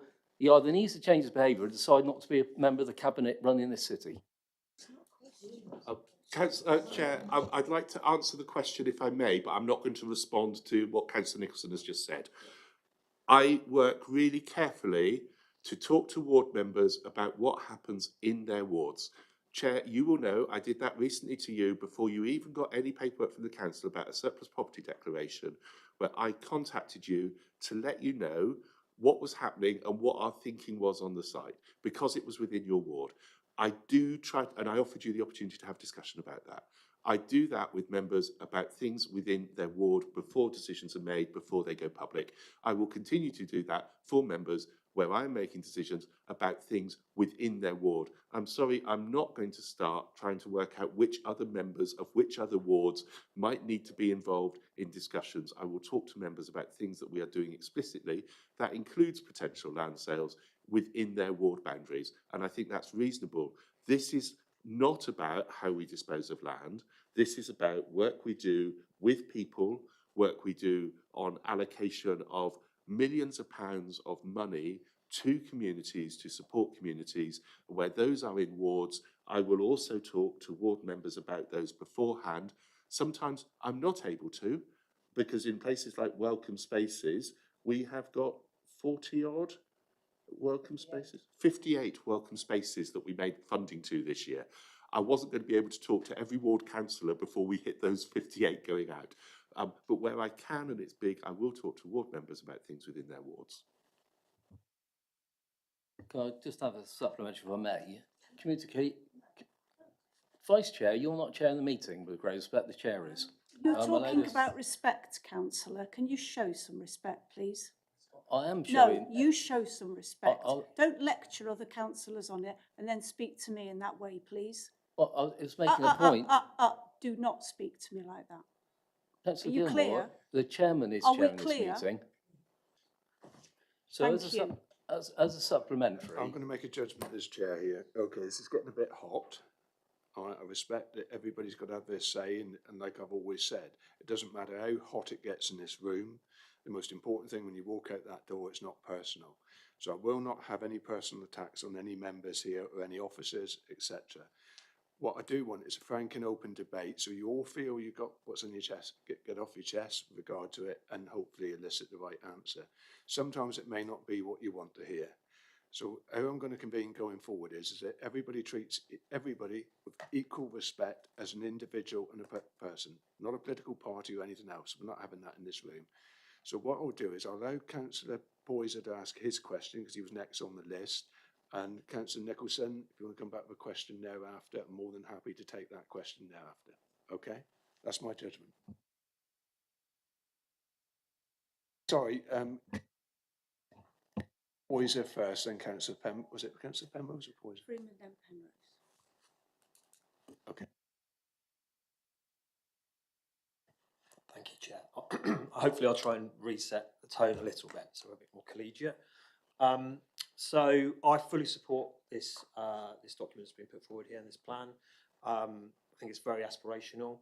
I have concerns around long-term funding around this. I noticed that we obviously rely on a lot of probably unstable, risky external funding that comes through, so I'm not really sure about the stability of the funding around the aspirations of this plan. And I think I raised that at budget scrutiny as well with Councillor Penberthy. When we talk about power, you know, institutions holding power such as the City Council, we need to recognise that. Quite often we are the organisation that holds the money and the resources and decisions. So transferring that power to communities so they can deliver for us or on behalf of their own communities is a challenge in itself. So the migration of that power and how we do it is not straightforward. So what I don't see is in this document is how do we get behind that and how do we tackle that particular issue? Because ultimately it does mean having to do things very differently, which will benefit communities at the end of the day. Communities have much more of a say over what they want, how they deliver services, and that means us having to relinquish some of that power. And I think, I suppose my question to Councillor Penrose is have we got the culture within this city to do that? I think it's really difficult. Power is a bit like the council. When you talk about your council, what are you talking about? You're talking about the people who collect your bins, or the people who are making the big decisions, the people who are councillors, or the people who are sitting in a frontline library, or actually the council-like power becomes a bit intangible to lots of people. If you look at a lot of the assets we own, they're leased at no or peppercorn rents to community groups in order to do things. We're actually giving facility at subsidised rates to communities across the city to do things like that. That's a way of us not running things ourselves, but giving them to other people to run, to do in whatever way they do without constraint from us. And I think that really matters. And we have a community asset transfer process that we can go through, and we have released other assets from the council to do that, and that means we forego things. We are aware that local government reform, as we highlighted in the community engagement framework, is going to mean a major way to the changes in governance. we need to see more information from government before we go off and run and do a whole load of stuff that we might need to undo. In the meantime, there's a whole load of things we can do. And the way we do that is by very successfully over years and years and years securing external funding for it. This programme has more stability now than it has had since I've been on the council in the last 15 years, because the government's just given us a 3-year funding agreement on that we're able to use at the heart of this. A lot of that money goes out to organisations in the city that are out and about working with people, doing work on building resilience through whether that's citizens' advice, going out and all the drop-ins they're doing that are helping people to not only deal with a crisis but manage their futures better. And a lot of what this is about is how people are more resilient. The community builders who are out and about doing all the work that they're doing, which is coming from the community up, not from us down, about how they do that. So there's a lot of building blocks in there, but this is only about building blocks, because for us as a council to say we are going to do all of that, we're suddenly talking about very large sums of money that we don't have to put that in as universal offers across the city, and then we become the provider of all of those, rather than if we were to talk about in Barton, the people who are working on the Bull Point project, it's not about what we say. They're coming up, I'm sure, at various points. The council will engage with them on all sorts of bits of work, but they're taking quite a large previous MOD site and turning it into something that will be a community base in all sorts of different ways. And that has happened in other places, whether that be the small scale of the rugby clubs or the cricket clubs, in Plymouth, the cricket clubs and so on, who have our spaces and are able to run things, through to Four Greens Community Trust, who have been given through community asset transfers parcels of lands and assets that they're using in ways that they determine in their community to do things. Now, actually, there's always a journey, there's always more, but we've got a whole load of stuff in there. And it's not just in terms of those things that are asset-based, the way that the culture plan in the city has developed, and a lot of the work in the box has come about because of community engagement in shaping things. And that is a continual process. I could think about when we said we'd set up what became Plymouth Energy Community, all of that was shaped by communities. That's still shaping how we do things, and people are engaged in that and delivering things. So I think this programme has some money and has some resource. What that levers from lots of other partners is substantially more, and how we can join some of that up so that we're then able to support citizens' advice to do income maximisation, but we're also able to put crisis funding through them, but they're able to use that to think about how do we add that to other bits of work we've got, to do more community outreach, to work more with community groups, to capacity build community groups, to try and get in earlier on preventing things. It's all part of this mix, and I think actually we've got a really good network that we are continually strengthening. That strengthening will be enabled more because we've got 3 years worth of crisis resilience funding rather than 6 months and 6 months and 6 months, because we can plan a lot more. And actually that's what we're doing at the moment with partners, is looking at how we plan those big level things. And that then falls down to what do welcome spaces look like, where we make a whole load of money available to community groups to tell us how they need to respond to certain issues. And that way we're not telling them exactly what they need to do. We say, within these criteria, what do you want to do? And we try and allocate the money as far as we can across everyone. So there's a lot going on in this sphere, but it's not just an easy cut and dry, and it's not all in this programme, it's in lots of other programmes too. Yeah, just to draw your respect to one point you made, how can we put money into a partnership when the other partners or stakeholders aren't engaging? And I say this in the context, unfortunately, I've had a lot to do with the hospitals over the last few months. But one of the things, when you speak to consultants and doctors in Derriford through 4 different wards, they've all got the same problem. Let's say my local medical group, the Mayfair Group. It seems that eConsult is directing people, oh, you got that problem, XYZ, or eConsult says you've got to ring 111, admission straight to Derriford. The actual stakeholder is not dealing with the issues in the said community. Now, a lot of the issues could actually, like they said, could be resolved at GP level and take the load off Derriford, for example. And I bring that in respect to the Community Health and Wellbeing Report. Reduced visits to GP and emergency department, stronger community role in shaping local health priorities, stronger local ownership. When you look at the patients' participation groups, they're failing.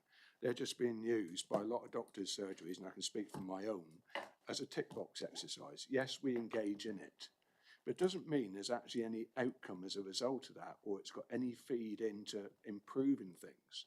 It's just to say to the Care Quality Commission at the end of the year, we've ticked that box.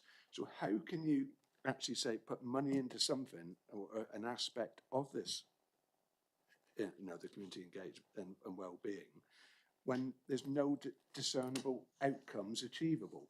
That can only be achieved by the GPs, the local health services, if one, if they listen to the people, and two, the ongoing effect as a result of that. If people had better access to GP care, they wouldn't need to go to Derriford, therefore reduce the load on them on the new Dartmoor building, for example. Because that's where they say a lot of, you know, I've been in A&E when it's been like a battle zone up there, in a bed, in an alleyway. Now that is not the way to offer care. So, but I cannot get in my head how what you say in this can that actually work in reality and make things better for the communities we purport to. And that's from personal experience. In terms of this programme, we are not putting money into the health service is putting money into this programme. So, it's part of the delivery plan, but it's not us putting money into the health service, it's the health service putting money into this programme. What we want to do is we know that there are lots of missed appointments across communities. We know that there are people going to GPs for reasons they don't need to go to GPs for. And when you look at those, a lot of them are not about medical issues, they're about other reasons that are clogging up a system because people think the GP is the answer. When we look at it, social isolation, people getting involved in things that are not named as exercise, but doing things out and about in the community, make a real difference.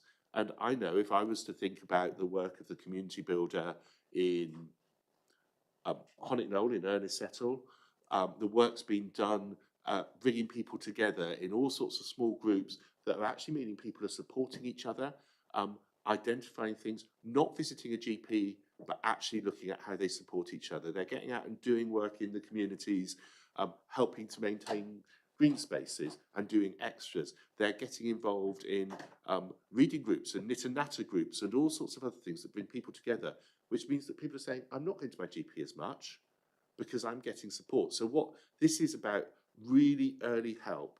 Now, what that's also doing is it's giving those people the chance to identify things that are really big that the GP might not be able to do, but by linking in with adult services, children's services, housing services, citizens advice, Plymouth Energy Community, carers services, young carers services, all of those sorts of things that aren't necessarily health, but other parts of society, all saying, that looks really good, let's introduce you. So if Natalie comes across an isolated man, she'll link up with Martin, who'll then actually go and walk him into men's groups, introduce him to people to actually help. And then what we'll discover is that that man will then bring his mates along. And so there is a bit where community builders, and that funding is for community builders, actually start getting those local links going. And if I think the work of the Elms Centre, which a few years ago was really struggling, they're now beginning to really strengthen and go forward. It's because a community builder got involved as a local community builder, along with a health and wellbeing hub community builder, looking at how they built some capacity and built local engagement in it to move something forward. So what we're talking about here on health isn't those big normal systems of GPs and hospitals. What we're doing is trying to get people, before they even get there, looking at how we do things. So we are funded by health, we're not putting money into health, and we're looking at how community engagement takes pressure off health services and produces longer, better outcomes for people than 10 minutes conversations with a GP that doesn't solve their problem and leaves them going back for more. So it is part of health fund this, it's funded by lots of other people too, but it's about those thriving communities and actually how communities would have looked after themselves in the old days with those elder women and those men who knew how to do the gardening or to fix things.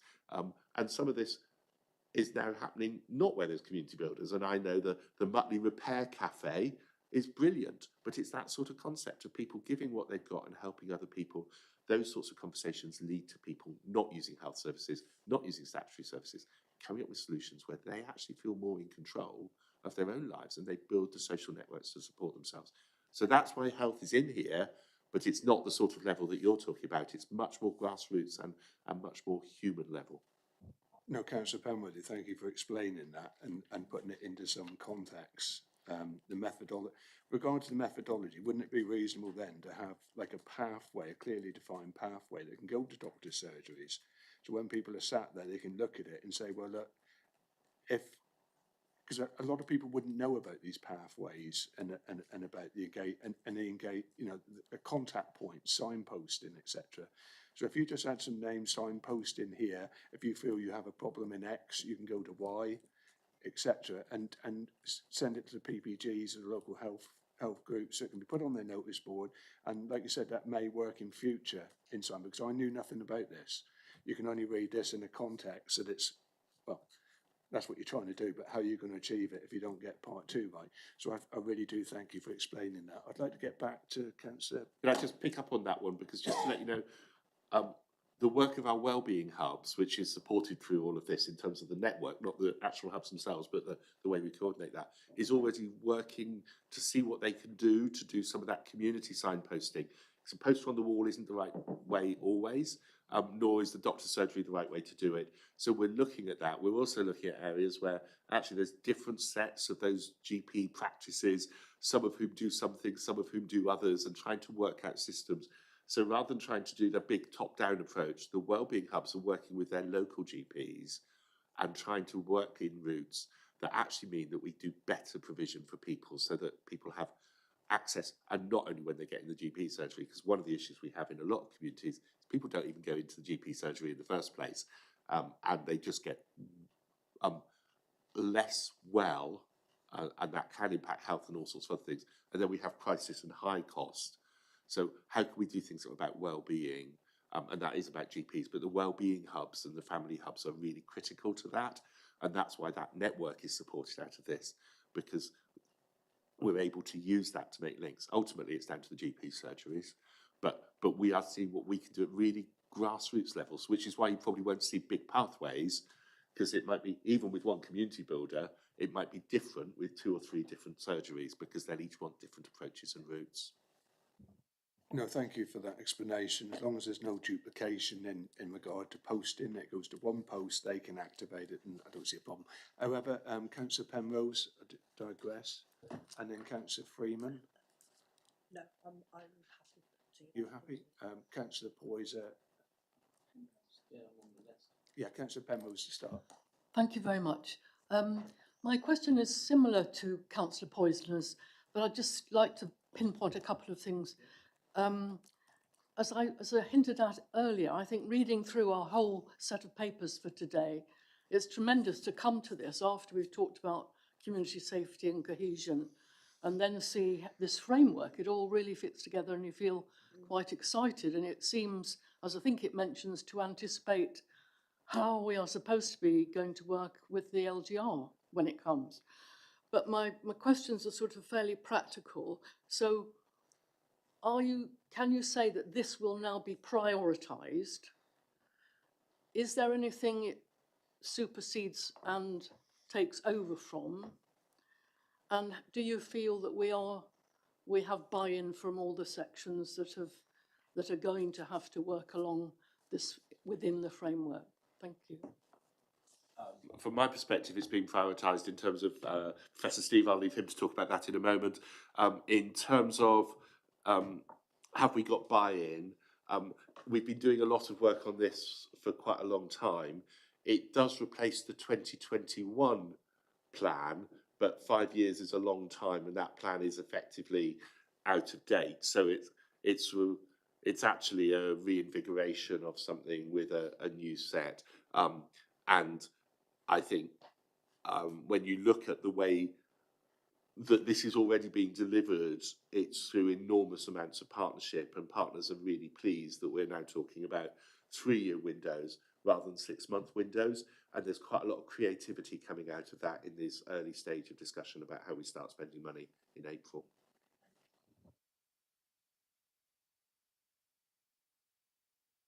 So yes, from an officer perspective, it's also being prioritised. So we recognise, as you will see through the framework, that there are pockets of really excellent working in regard to how we engage with our communities. What we need to do now is achieve that consistently across the organisation. So there's absolute buy-in from a corporate management team perspective that we will continue to embed that good practice. We've already launched the framework internally with officers, so they know what is expected of them from an engagement and consultation perspective. There is still more work to do, but we're using some of the public health grant funding to provide the leadership support to make sure that we embed that across the organisation across the next couple of years, which will sit in the broader team that Zoe runs.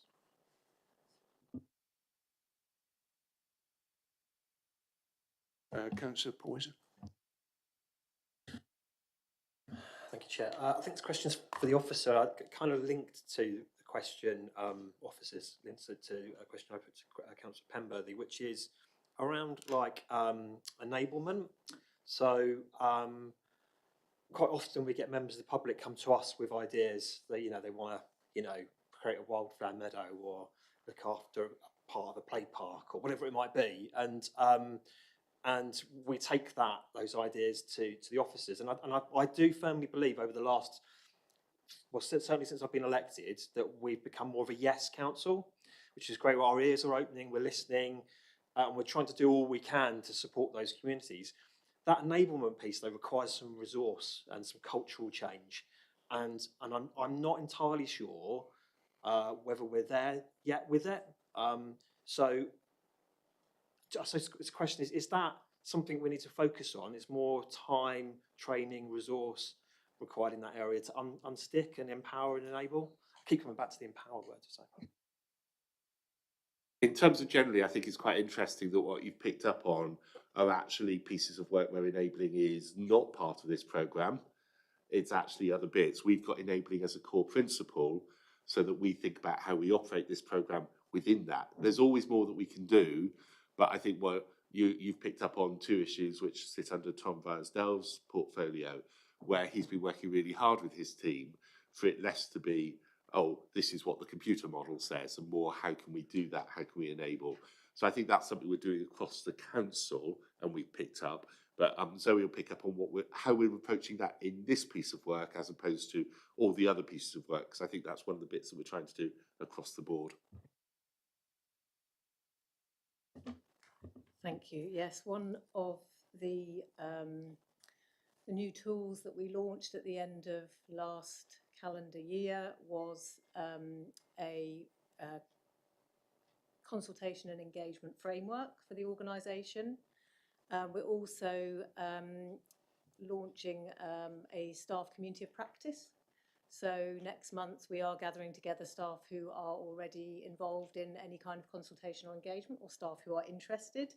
So we're going to use that session as an opportunity to understand how confident staff are in delivering this work, so that we can then actually craft a programme of training, tools and resources that will meet those needs.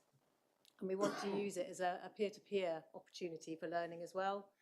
And we also are including an opportunity for local councillors to have some training or peer learning within that context as well. So as Steve mentioned, we will have an additional staff resource to help lead some of that work. And we want to see that community of practice developing, sharing their learning and outputs and outcomes from that, so that we can then evidence more resident engagement, more diversity, more breadth of residents delivering activities in their local areas. And we will work really closely with community builders and wellbeing hubs as well to help facilitate that. Thank you, sir. Councillor Nicholson. Thank you, Chair. I wanted to commend the community builders and the health and wellbeing hubs for the work they do. And certainly we see a good impact in Plympton from the Reese Health and Wellbeing Hub and the work the community builders have been doing. So that's really good, positive development over the last few years. Looking at the resources, for 26-27 we got, as was indicated in the presentation, 5.1 million. That drops to 4.2 and 4.1. Are we likely to see in 27, 28, 28, 29 additional monies coming online to meet what we're currently meeting in 26-27, or are we likely to see a reduction? So the fair shares funding from the NHS, is that likely to be renewable, or are we likely to see a reduction in the amount of money we can spend in these areas in those subsequent financial years, please? I'm really pleased that we've actually been able to put more, even put 26-27 in. Last year we just struggled to put 26-27 in, or sorry, this financial year in. So we've already got a bit more certainty, and it's great news. Steve will be able to say whether he feels that the public health grant is well spent on this, and that will be part of his annual review, because I think that's not yet 3 year, is it? It's now 3 year. So Steve will be looking at what that means going forward. Obviously, at the moment when we were putting this together, we were only on 1 year. The adult social care at the moment is year-on-year commissioning, so we've not been given indication that it'll go. Fair shares, following budget scrutiny, I accepted the recommendation that I will be writing to the ICB about 2 fair shares funding streams that are 1 year. This is one of them. The other is the disabled facilities grants, where we don't yet know what we've got to spend on April the 1st on disabled facilities grants, and that makes it really difficult to plan. So I'll be writing to them to ask, as the government is now giving much more 3-year windows to public sector bodies, that they pass that on to us so that we can plan.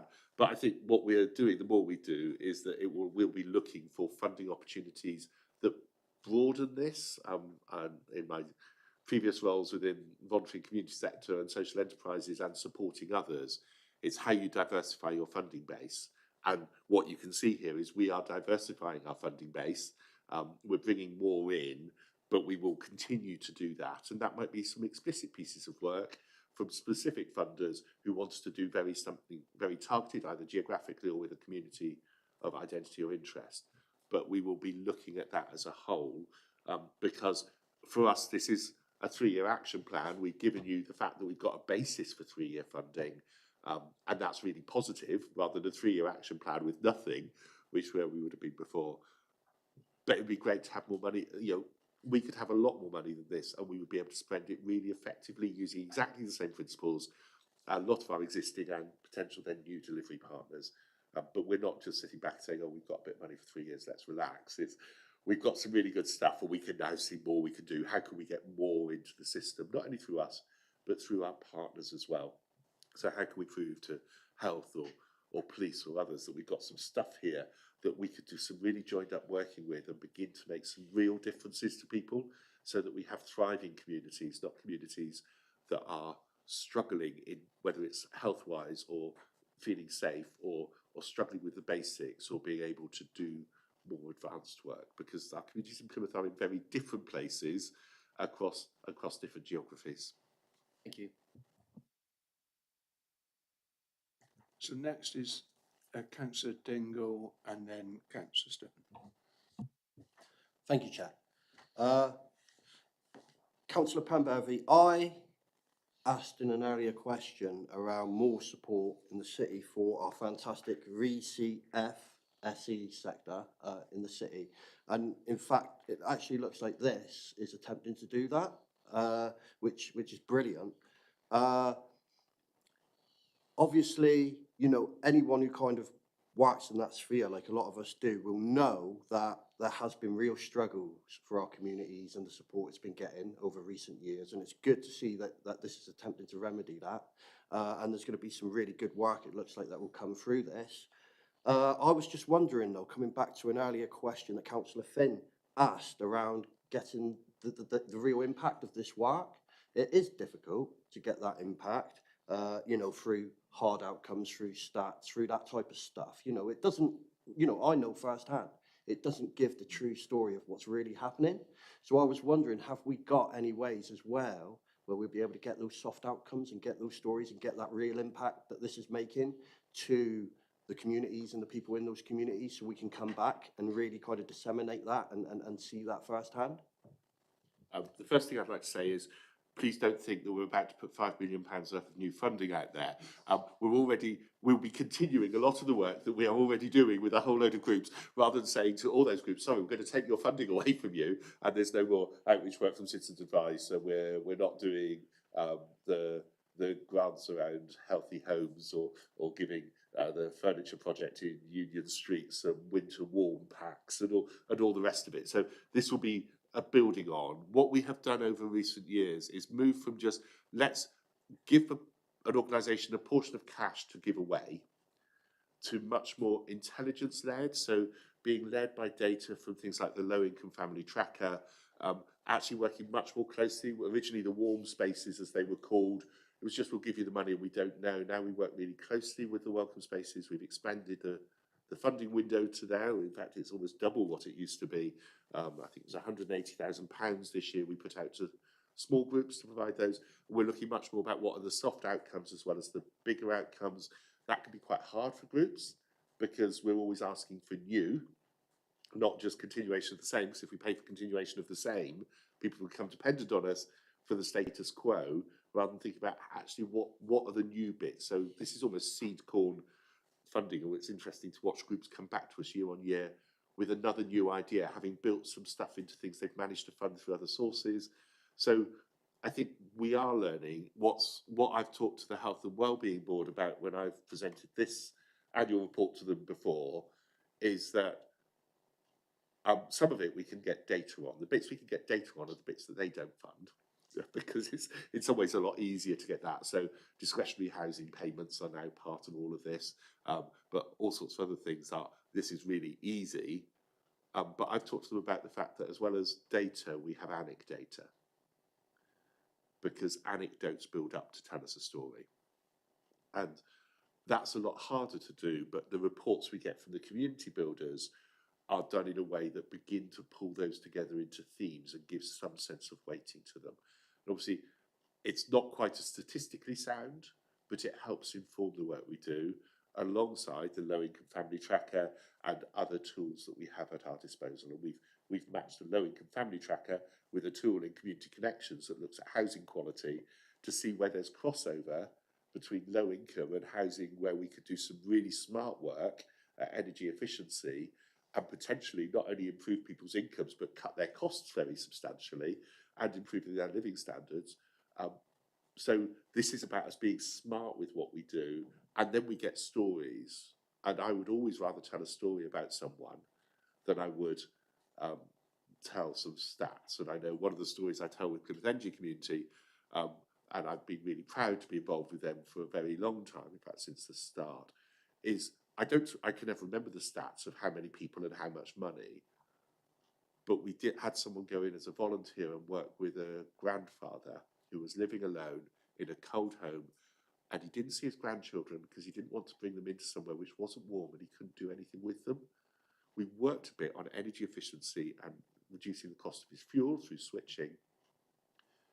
The story is, and continues, he was able to get his grandchildren to come round. He could afford to pay to rent a video, because we were back in those days, rent a DVD, and buy some popcorn and have an evening watching a children's film with his grandchildren at home in the warm with some treats. Now, to me, that's really powerful. And what I like to see is that I pick up on is the stories that come out of this work to tell.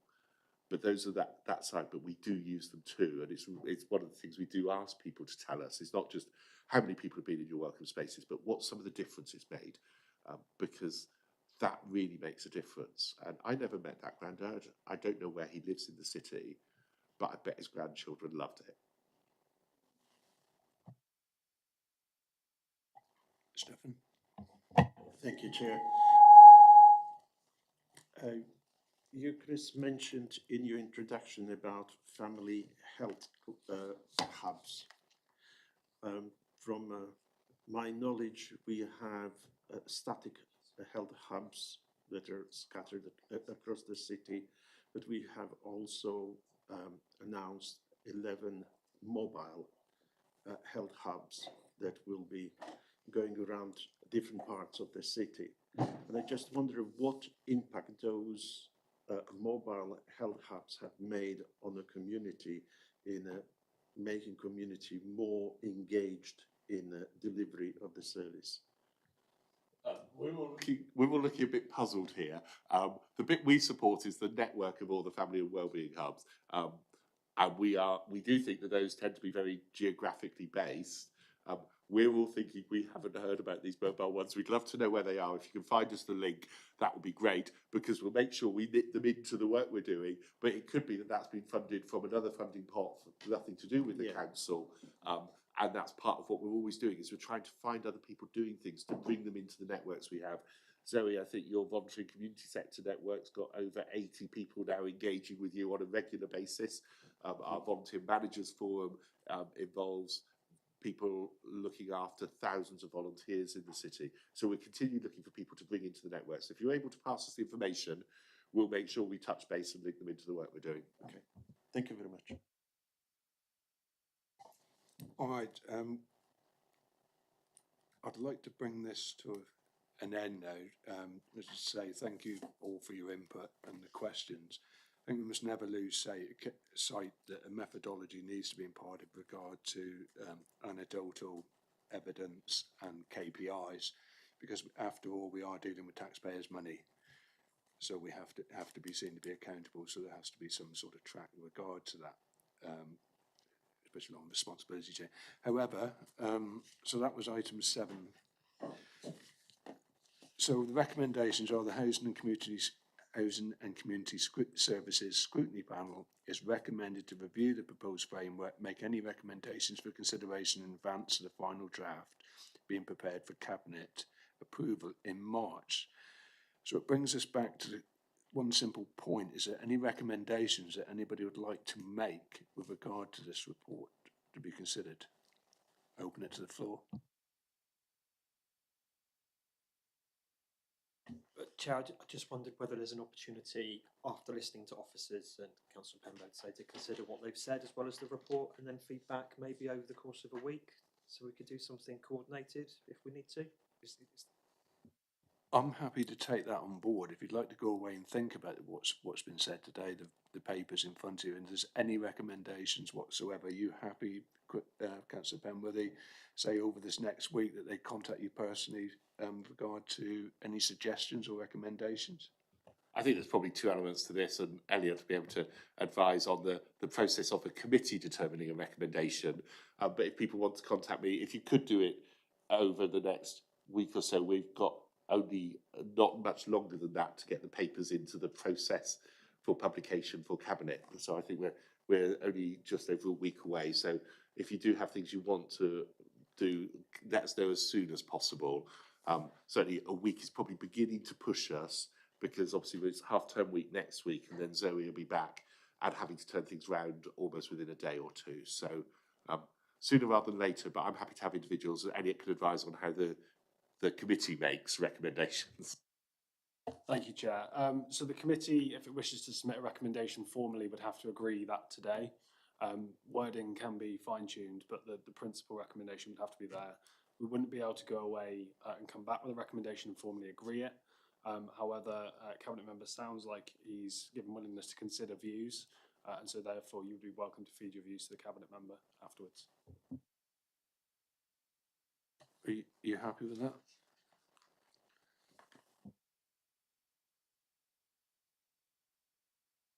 All right, but that brings item 7 to a close. Item 8, pages 59 to 66 of your bundle, Renters' Rights Bill.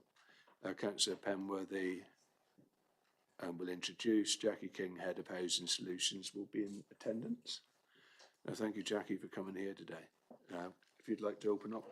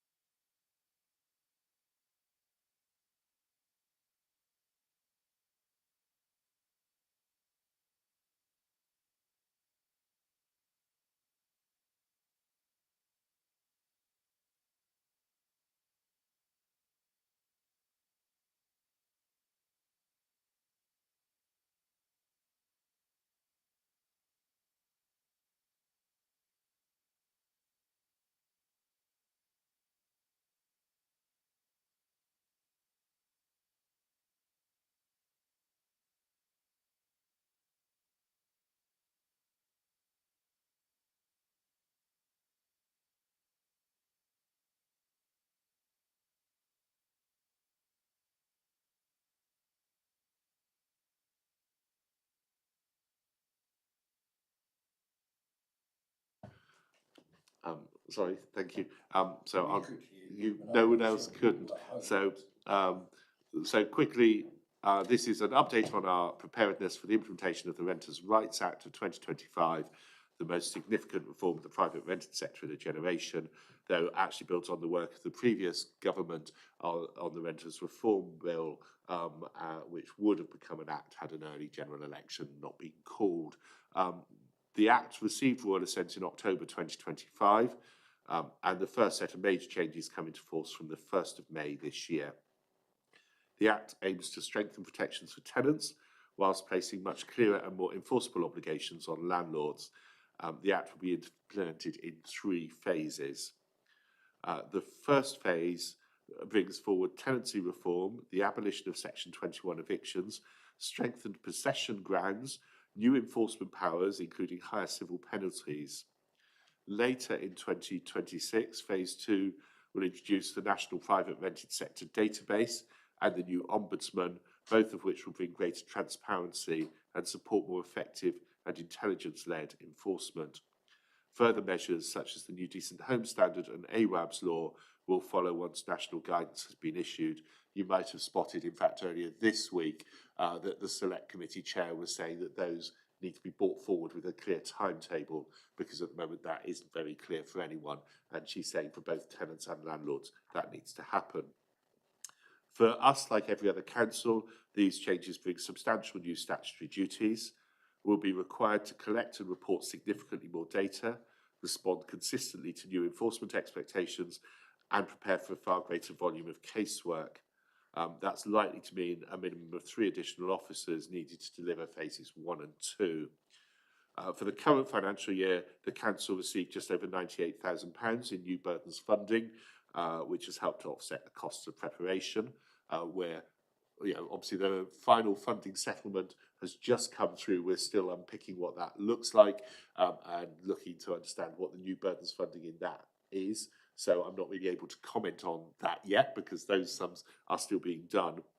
But there is an expectation that for those landlords for whom they do not behave, they don't look after their tenants, that those landlords can face some enforcement action, and that enforcement action will cover the cost of doing the enforcement.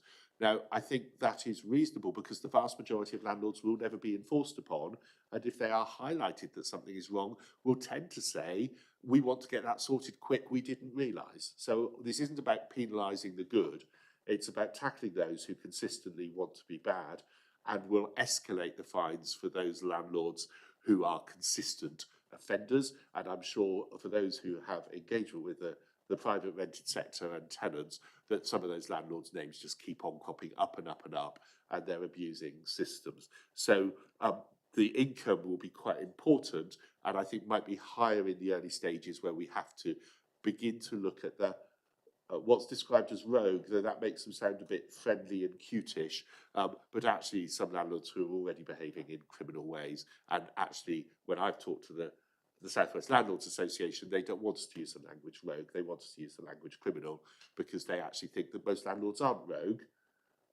most landlords are good, but that the criminal they wish to see tackled. This will give us greater ability to do that, and phase 2 with the database will enable councils to work together to identify people who might be serial offenders all over the country.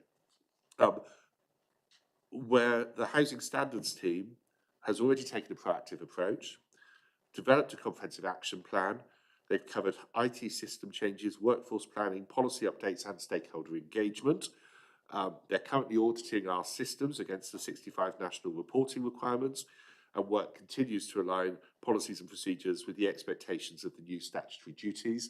I will be, within the next week or so, signing off the new HMO standards policy as an executive decision. One's on electrical limits and unused civil penalties process will be done hopefully before the middle of March, in order that we can get those working from the beginning of April, because from the beginning of May, because obviously the beginning of May is during a pre-election period, and we need to have things in place before then. So we are working. I think the action plan shows you that we've got a lot already done. We're still working on the rest, and we're working at pace. The teams remain committed to delivering these reforms in full and on time, and once round one is in, round two will also be worked on. We're part of some national pilots around things like the database as well.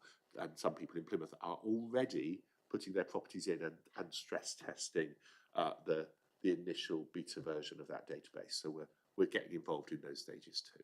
So, you know, we are, I think, in as good shape. We've still got more work to do, but we're on target. Thank you, Chair. Thank you, Councillor Penworthy. Councillor Gilmore. Thank you, Councillor. I have a question related to what happens when new legislation comes in. I spent the morning in a briefing about the new Workers' Rights Act for my other job, my actual job. And now we're talking about this, and there's going to be a lot of moving parts and a lot of unknowns. So how ready are we for all of the detail that, you know, being absolutely sure that we actually know what to say to all the various stakeholders? I think on a lot of it, we're really up on it. And because this is based in actually quite a number of years worth of work that was highlighted, as I said, in the Renters Reform Bill, the sector has been gearing up for it for years. So there's that. Some of the technicalities we are still waiting for some government guidance on. And I think we've identified in here, we're having talks, we're doing things, but we're waiting to hear. It would be really useful for us if the government was able to say, well, this is actually what that bit of guidance will look like. This is what our comms plan is looking like, in order that we can finalise some of those details. Because as soon as we've got those, you know, the policies that I've mentioned, other than the HMO standards, where we're just waiting for the final bits from government, we could get slotted in. And this is always the case with anything new, but it's why we spotted this early. We're one of the sort of early councils in terms of looking at the implications. So we've been helping others. But yes, there's still a bit more. Once we've got that, the team will move at pace, and you might well see a flurry of executive decisions coming out from me as soon as we've got it, in order, because as soon as we've got that, we will make sure that we feed that information to the South West landlords. We use their newsletters, both the real ones and the electronic updates, and even email where necessary, to get the information out to all their membership. We would encourage landlords to engage with the South West Landlords Association or other landlords associations to get the training and support that they need. It's why we support the South West Landlords Association, and I meet with them on a bi-monthly basis to discuss their concerns and make sure that myself and either Matt or Jackie, now Dave Ryland previously, are with them, looking at that and making sure we're feeding them and their members the right information as fast as we can. Okay, thank you. And a very quick subsidiary, sorry, this is going to be a stupid question, but I guess all the agencies are members of that group, aren't they? The vast majority of agents are members of South West Landlords. There are one or two who don't want to join in, who don't really want to hear the news. But those are agents who, under this legislation, we will also be able to do work on. That's why we're working as part of this with trading standards, because part of this is about the way things are advertised, and trading standards are picking up that bit of work to make sure that they pick up on that part of the act. And so agencies are going to have to toe the line. But a lot of the agencies are part of South West Landlords and cascade out to their members, whether their members or their clients are members of the association or not. Yeah, thank you for that, Chris. I've got serious concerns about something you said just now. We're going to fine them. It's almost at a department that's going to be built on fines of these people. Now, the problem is if you go down that route, it could be argued it's a self-defeating, perpetuating circle. Because if these landlords then pull out, then the cost burden comes to us to actually house these people. Now, wouldn't it be better, to, especially with regard to new legislation, to have a bedding in period of 12 months?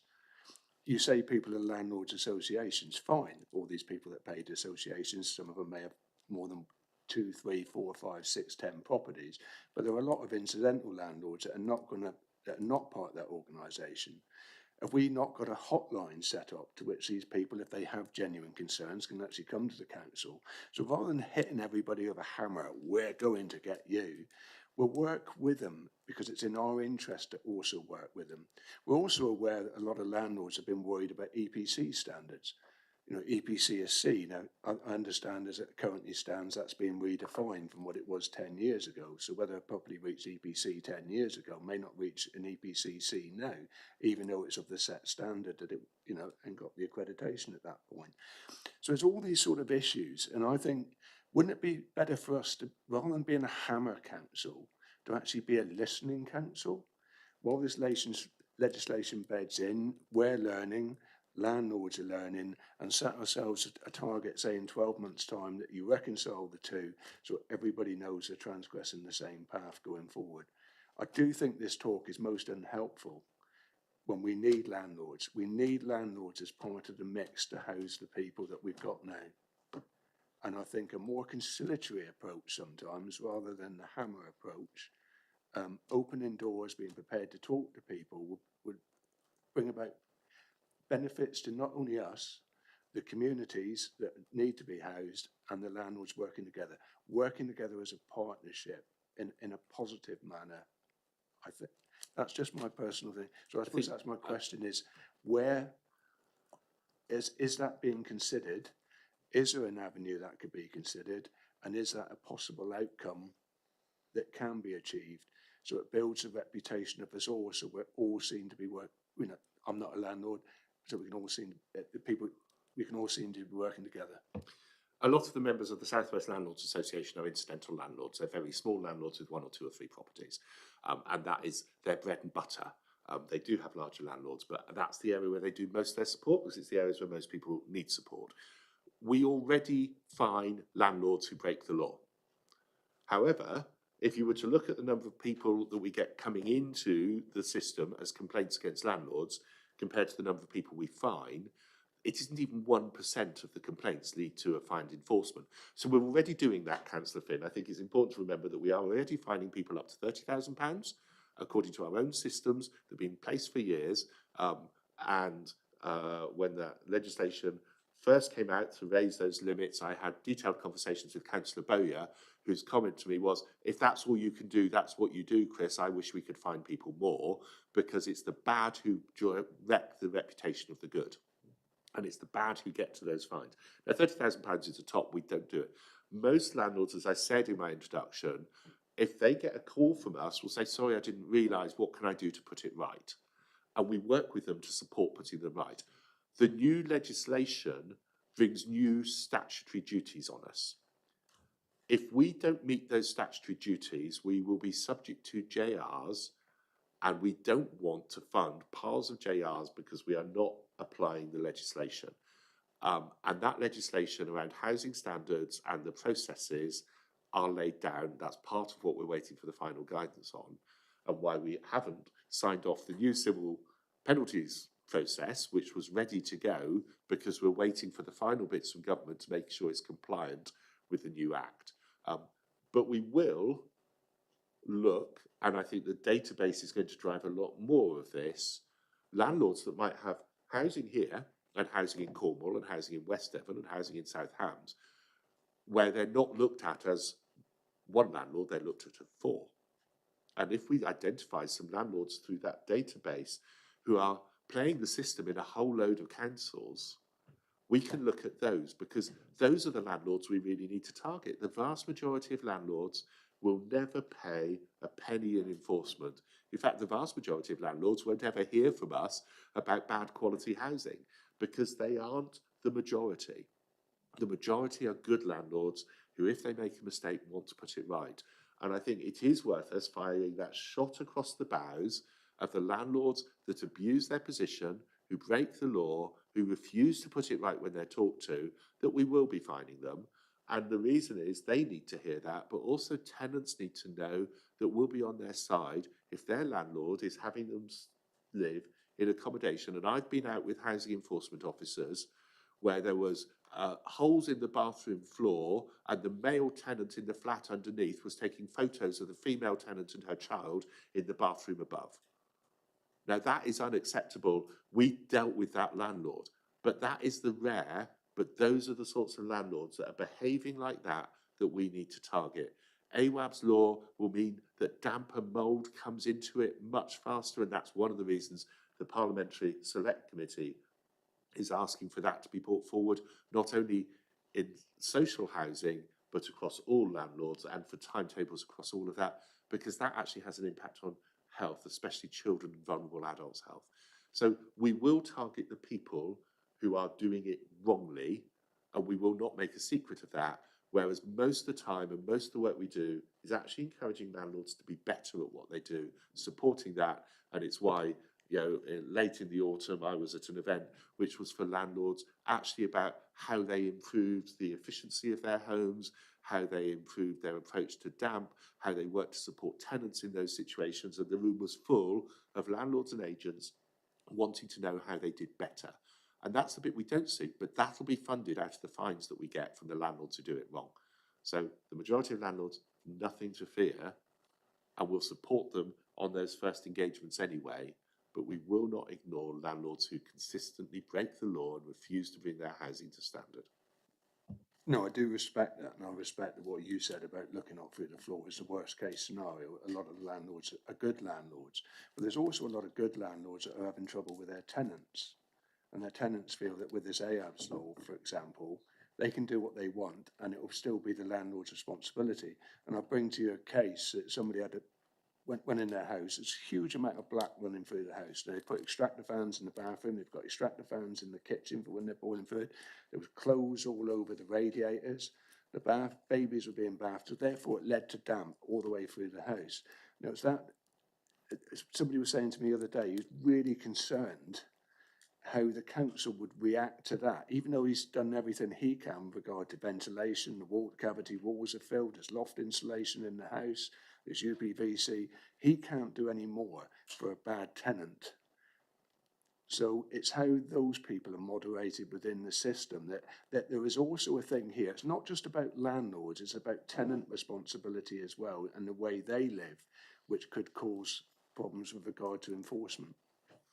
And there are requirements across a whole load. This is a very high level summary we've got. Is quite a complex piece of legislation. I did say that actually landlords are getting strengthened possession grounds. So the abolition of Section 21, which has been used willy-nilly and is the highest reason for homelessness presentations in the city, goes. But that isn't just the current Section 8 will be left as strengthened possession grounds. There will also be, before the end of 2026, an ombudsman to help rule in those cases, where if we see a landlord doing everything necessary, we won't penalise them for doing what they've been recommended to do, but we will look at then what that means, and that's where the ombudsman will be able to come in. This is something that supports renters' rights and, once again, targets. We keep on hearing about bad tenants. Across affordable and private rented sector accommodation, more than half of the people in Plymouth are tenants. They continue to be that, despite some changes in the private rented sector. That's a lot of landlords and a lot of people, and the vast majority of those landlords and the vast majority of those tenants are well behaved. This will enable landlords to be picked up, but the ombudsman will enable tenants to be picked up as well. And the strengthened possession grounds won't therefore be the landlord just saying, I want Section 21, I want the house back, and not having to prove it. They'll have to do it through possession grounds, but they'll have an ombudsman there to back them, which is actually part of the process. Let's try and solve the problems. Let's try and get everyone on the same page. So this isn't a one-sided piece of legislation, but it is addressing the fact that a very, very small minority of landlords have been acting in ways that we would not want to see our friends, our family, our neighbours, actually people we didn't like living in, because some of the people in the city and in other places in the country have been living in appalling conditions, not through their fault, but through the fault of landlords. That's where our target's going to be. I've always said I want to support a healthy private rented sector in the city. It's why we do what we do. All of our enforcement stuff. Actually, the South West Landlords Association have already commented on the HMO standards document that I'm about to sign off as an executive decision.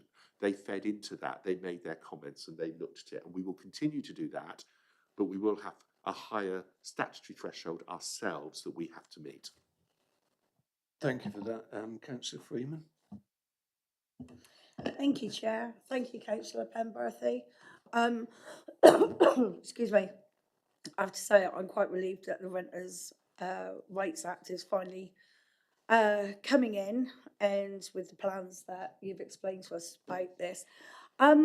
Southwest landlords, people or landlords who belong to that, the registered social landlords also belong to them. No, it is very much the private sector. It is a private sector organisation. People pay to belong. Mhm. It is their local trade association. They deliver a whole range of traded training, which people pay to go on. In fact, some of that training we take into account when we're doing things like HMO licensing, because if people have undertaken training and certified, that actually makes our job easier. So we support the training, and we effectively say to people, if you do that training, it makes it easier for you to get your license. So it's the registered providers are covered by the Housing Ombudsman, and there is a whole process for them that is separate. We do work with registered providers, but we haven't at the moment limited recourse because people need to go through their complaints processes to the full before we can even look at it. And sometimes we still need to wait for the Ombudsman to rule before we engage. Can I just come in there? Sorry, Chris, don't mean to shut you off. But I'm just focusing with registered social landlords at the moment because I know we don't do casework here, Chair, but in general, when I've had casework around housing, it has been about registered social landlords, housing providers. So this act that's coming in, this is going to also protect, though, tenants in RSLs, flats and houses and accommodation, yes? Yeah, but in terms of the enforcement, there is a different regulatory system for affordable housing. In terms of tenancies, if you're in an affordable tenancy, you're not on a 6-month or 12-month AST, which you could get booted out at, or your rents could go up twice a year. That is because you've got long-term guarantees and so on, because you've got long-term, sometimes lifetime tenancies. So a lot of those anomalies here, most private rented sector people are on 6 months or 12-month tenancies. They might not be able to get out of their tenancy before the end of the tenancy, and their rent could go up at every tenancy renewal. Whereas you're not doing that in affordable housing because you have a different sort of tenancy, because you're not on a 6-month tenancy. Because if you were, your rent could go up at every 6 months if you're in affordable housing. It's a different, so your tenancy rules are different in affordable. What this is doing is effectively giving almost the same amount of tenancy protection for a private tenant as for an affordable tenant, so that people can talk about their home being their home, not something that they're in for 6 months, but also not something that if they sign a tenancy for 12 months and something happens that they need to make out of, they can't get out of it for 12 months, because that's also bad. So a lot of the bits on tenancy around the way the tenancy works, the way tenancy acts, the way that ending tenancies work, whereas at the moment it's easier and will continue to actually be slightly easier for a registered landlord to deal with antisocial behaviour than it is for a private landlord. Actually, it gets a bit easier for private landlords. It'll still be easier for registered providers to deal with evictions for antisocial behaviour. We know that that is one of the issues in the private sector. And that's one of the reasons they use Section 21s, because they can't prove antisocial behaviour. So we have two different regulatory systems, but there will be times where if a tenant feels they've been wrongly treated, this might be the recourse. But if it's to do with housing quality, it won't be. If it's to do with other issues in the tenancy, it could be. So there are some bits on the registered provider bit, but for the people living in the private rented sector, there's a lot more stability for tenants. And actually, a good landlord, by and large, wants a tenant to stay, will welcome that, will welcome the fact that they can build a long-term relationship with something that actually gives them the backing to not feel, oh, I need to do something because I've suddenly loaded myself into a different set of residential rights, because it's much clearer. And a good landlord wants good relationships with their tenants because they get the rent paid on time, they get their properties looked after, they don't have voids they need to deal with, and quite often the tenant, if it feels like home, will say, is it all right if I decorate, is it all right if I do that, which they won't do on a 6-month or 12-month. So I think there are swings, but I think it is different, and we need to remember it's different. They're two different regulated markets, and this is on the renters' rights. So this is predominantly in terms of the enforcement to do much more with the private rented sector than the affordable sector. Councillor Dingle. Thank you, Chair. And thank you for the report.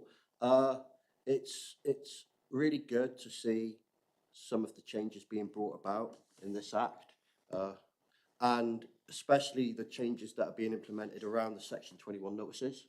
I've worked with a lot of families in my ward, and also know a lot of families outside of my ward that have been, their lives have been terribly affected by the Section 21 notices.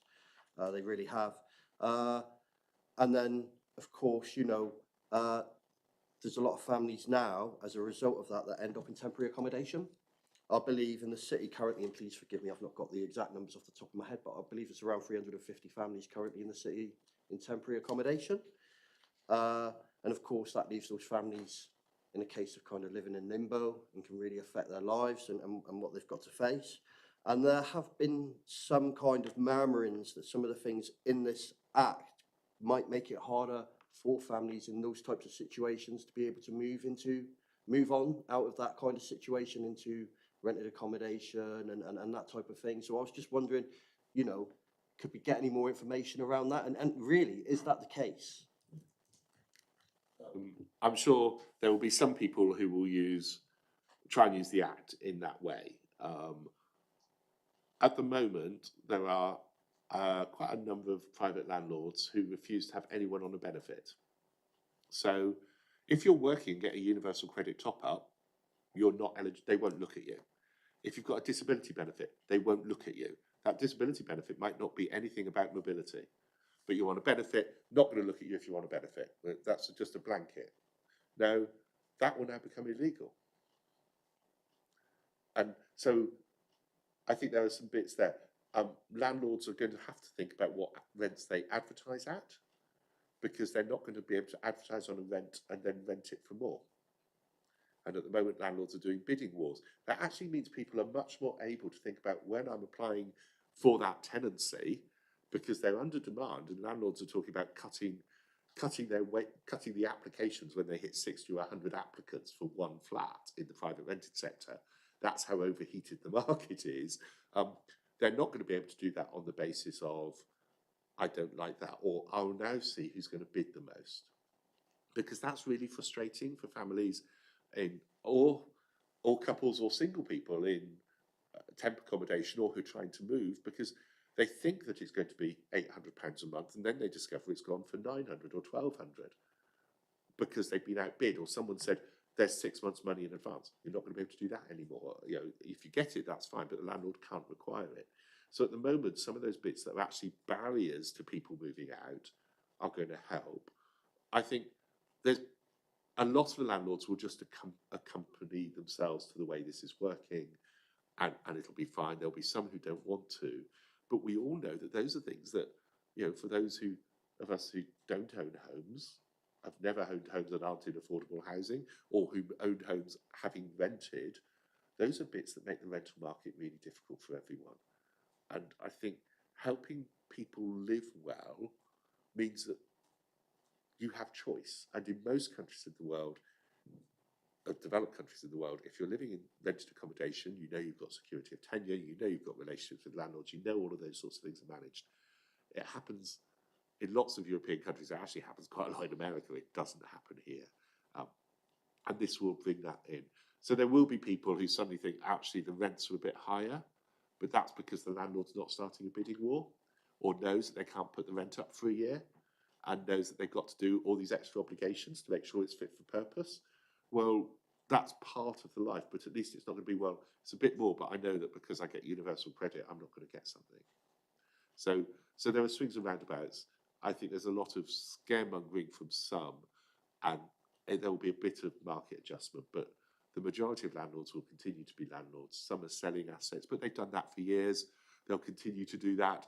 I know people who have bought and sold properties they own because actually that doesn't fit with their portfolio. They need a little bit of capital, or actually they've got a bit of capital that they want to turn into revenue for their pension or whatever. So there's always going to be some churn for different reasons in the market.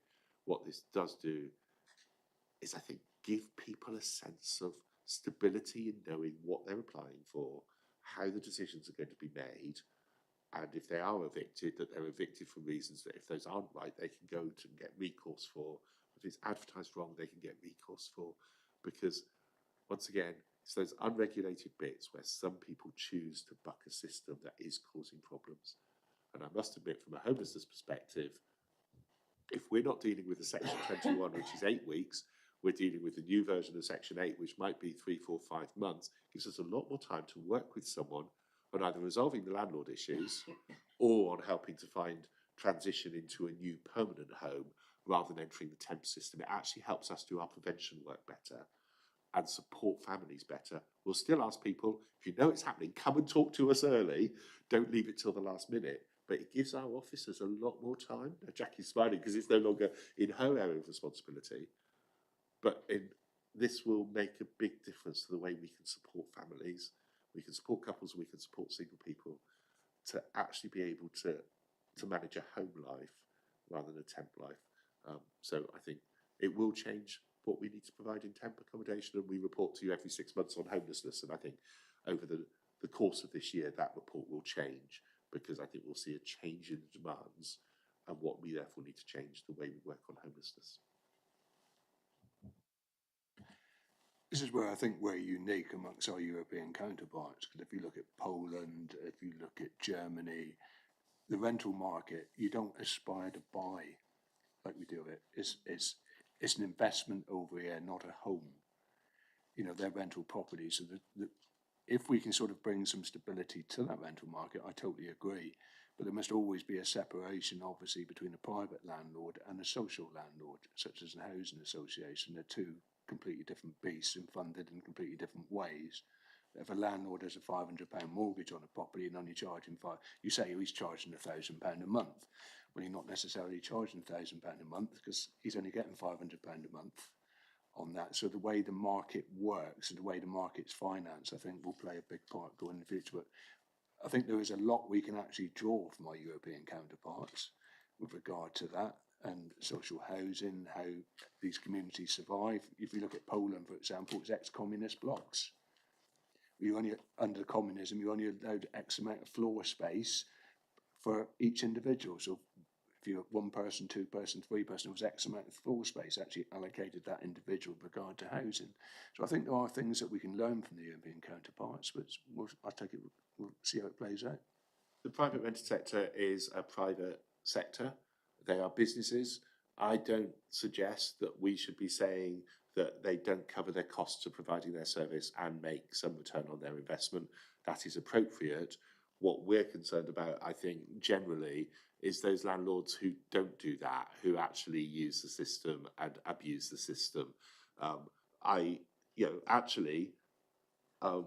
When I'm working with Matt and with the team in Paul Barnard's area on new housing, delivery of affordable housing, there's a viability issue, because housing associations might get some subsidy, but actually they're borrowing money to do that, and the rents have to cover their borrowing to build the houses in the first place. So everyone's in that boat. It's just there are different quantums, and that gets reflected in rent levels, and it's why affordable is at least 80% of market and might be substantially less, and we support social. So I think there are different bits, but Councillor Finn, I would never say that I expect private sector landlords to be letting at less than they're charging. I think one of the bits that we did have during a very short premiership was a massive boost in interest rates, and lots of landlords do rely on interest-only loans, and that really chucked their business model out. We need a consistent and stable interest rate background to support the private rental sector to be able to do these long-term rents. I totally think that, and that means that nationally there needs to be thought given to things that will substantively upset the rental or the interest rate, because that has an impact on business, and those businesses, when they're small businesses, as we see in the city, and private rented landlords are one of the big small business sectors in the city, need to be supported. Now, if they hadn't seen big chunks in having to renegotiate a mortgage at a substantially higher interest rate. That would have made life a lot easier for a lot of landlords in the city. My heart goes out to them because they were caught in something that actually, I think the vast majority of people in this country, and that's not a political statement, the vast majority of people in the country were quite concerned by that 49 days or whatever it was that caused a lot of havoc for a lot of people. And the stable interest rates will help landlords plan those long-term things that enable them to continue to operate as successful local businesses. Thank you. I'm going to take the last question on this one from Stefan. Thank you, Chair. One of the things that gets me is that in a social housing, you have the literally half price of rent in comparison to a private sector. Why is that? Do we have any answer to that question? We know that there are people, and we have an affordable housing sector because not everyone can afford a private rent. That has been the case for centuries, and we ended up with people living in slums, people living in workhouses. That isn't a solution. Actually, from Victorian times onwards, where almshouses began to be more municipal housing, we've got very early municipal housing in my own ward, down in House Street and Lewes Street. That was always done at affordable levels. Now, for social rent, that is about half of the local market. It fluctuates a bit. Affordable market is 80% of market. We do support as much social rent as we can in the city. We're a low-wage economy. If people are on the housing waiting list and in housing need, actually that's there to support them and their long-term homes. That's not the whole housing market. There's always people wanting to get onto that market who can't. We need housing like that. It would be very difficult for a whole load of families across the city to be able to make it anywhere else, and families are struggling and can struggle in the private sector. So we need that end. At the other end, there are people renting luxury flats and mansions because they're on a 6-month contract with Babcock's or the hospital or the university. They're only going to be here for 6 months. They're going to want somewhere nice to live, but then they're going to move on. And the private rented sector needs to cater to that, which the affordable sector doesn't. So we are meeting different sorts of housing tenures, meet different sorts of needs. I would always argue that we need good quality affordable housing in the city to meet housing need. And I look at a lot of my residents, and I see other people around the room who are thinking about people in their wards where the majority and large proportions of people can live in affordable housing, and without that, they would be in workhouses and poor houses or slums. And I don't want to go back to the way I saw my grandmother living when I was growing up. And for her, her first council flat when I was in my teens, she suddenly had hot running water for the first time in her adult life. And that, we don't want people going back to having to live like that, which is why the private sector needs to be good, why we need a good affordable sector to meet those people who need the support. Thank you. Needless to say, I think it's an aspiration one day that this council will start building its own houses again, of its own council housing stock. I think it'd be lovely to see that going forward. But merely an aspiration, considering the current financial constraints. However, needless to say, bring that to a close. Thank you very much, Chris, for your presentation, and Jackie being there to support. Regard to the renters' bill, the recommendation is that the Housing and Community Service Scrutiny Panel note the report only.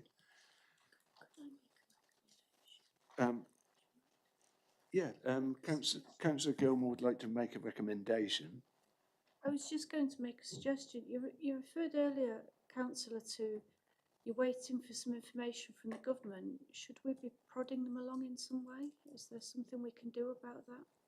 I'd welcome a recommendation to write to whoever I need to write to, but that's the way that would usually fall out, I think, Elliot, isn't it? So that we ask a government minister to expedite that. For me, because I have no idea who you should write to, but it seems to me that we're running towards this and we need to get all the facts. I think it's probably Matthew Pennyquick, but we can check the right name for your recommendation.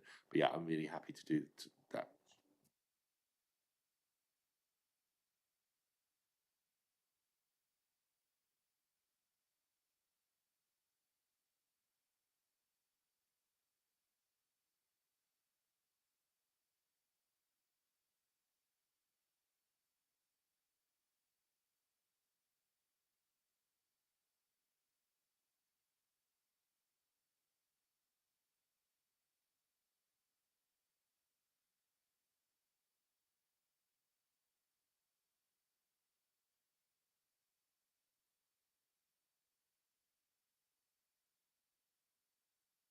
Do members want exact wording on that now? If so, I'll have 30 seconds. Or are you all happy with the consensus principle of its writing to the, asking the cabinet member to write to the relevant minister for greater clarification and swiftness regarding the Renters' Rights Bill and regulations And the outstanding issues. and the outstanding issues? Yeah.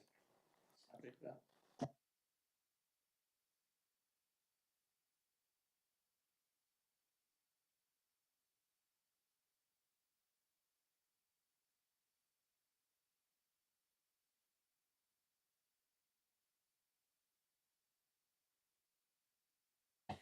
So it brings us on to item 9, the work programme, pages 67 to 70.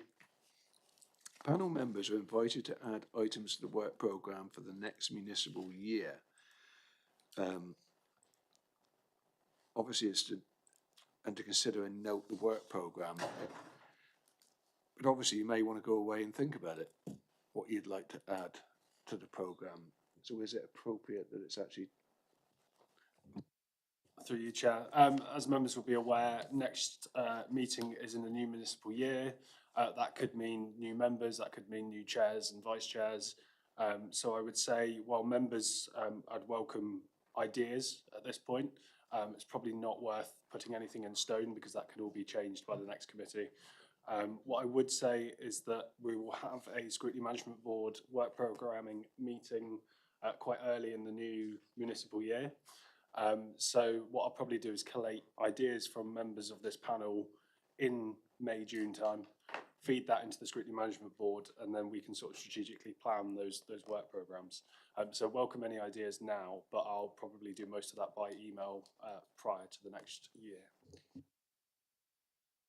Elliot, I know you know, but I just wanted to remind you, we wanted to hear from the Life Centre again about their KPIs and where they're up to with that.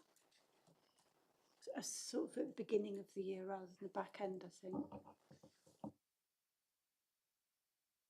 Thank you. Not reliably, but from memory on that, they now have their KPIs. I think that's in one of the tracking decisions. We've agreed to bring that one back at key contractual milestones. So what I'd probably suggest is that we have the briefing report circulated on what their KPIs are, and then if members have got further questions, we can bring them back. But if it's just looking for the KPIs, then I think they're available and I can get them sent. Just a quick one, Chair. At the budget scrutiny that we did over the 3 days, there was a lot of recommendations that we made, which will actually come back to the Scrutiny Management Board at our next meeting to be shared with panel members of different panels. So there was recommendations for all panels.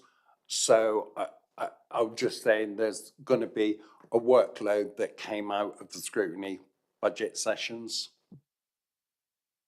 No, thank you for that. When's the next Scrutiny Management Board meeting? March. But don't ask me the date off the top of my head. Let us know later. All right, thank you for that. Councillor Poyser.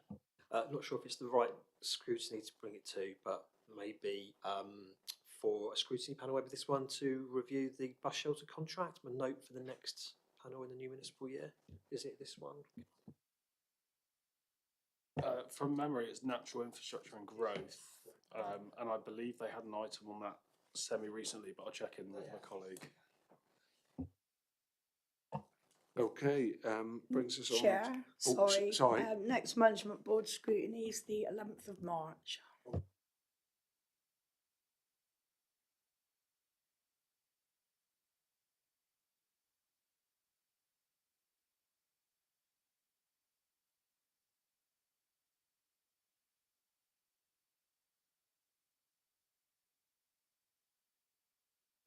All right, number 10, the action log, pages 71 to 74. I hand over to Elliot on this one. Thank you, Chair. I won't go through the items one by one. All of them are in progress or I'm confident will be completed. What I would say is that seeing as we don't have another meeting, the one marked in grey regarding homelessness and rough sleeping update and the one in orange regarding public toilets I will provide updates to you by email before the end of this year when those are completed. Obviously, number one regarding PAL is completed, but we'll be coming back to the panel at key contractual milestones, and I'll also add on to that to share the KPIs. Recommendation 2 was the commemorations and celebrations policy, and our feedback has been included into that policy, which went before Cabinet. And the last one related to the grit bin policy, I don't plan to bring that back ahead of basically closer to the winter season. So we'll look to programme that in the second probably meeting of next year. I'll take any questions. Thank you, Chair. Is there any questions for Elliot? No. Needless to say, thank you all for your contribution. I think it's been a worthwhile exercise. Things learned either way. Just as from my perspective, just to say, I think this is the last meeting of the year. To say thank you all for your contribution. I hope it's been worthwhile, and that you see some positive outcomes as a result of your contributions going forward. And whatever happens going forward, I wish you all the best with regard to your health, family, and take care. Thank you. Cheers.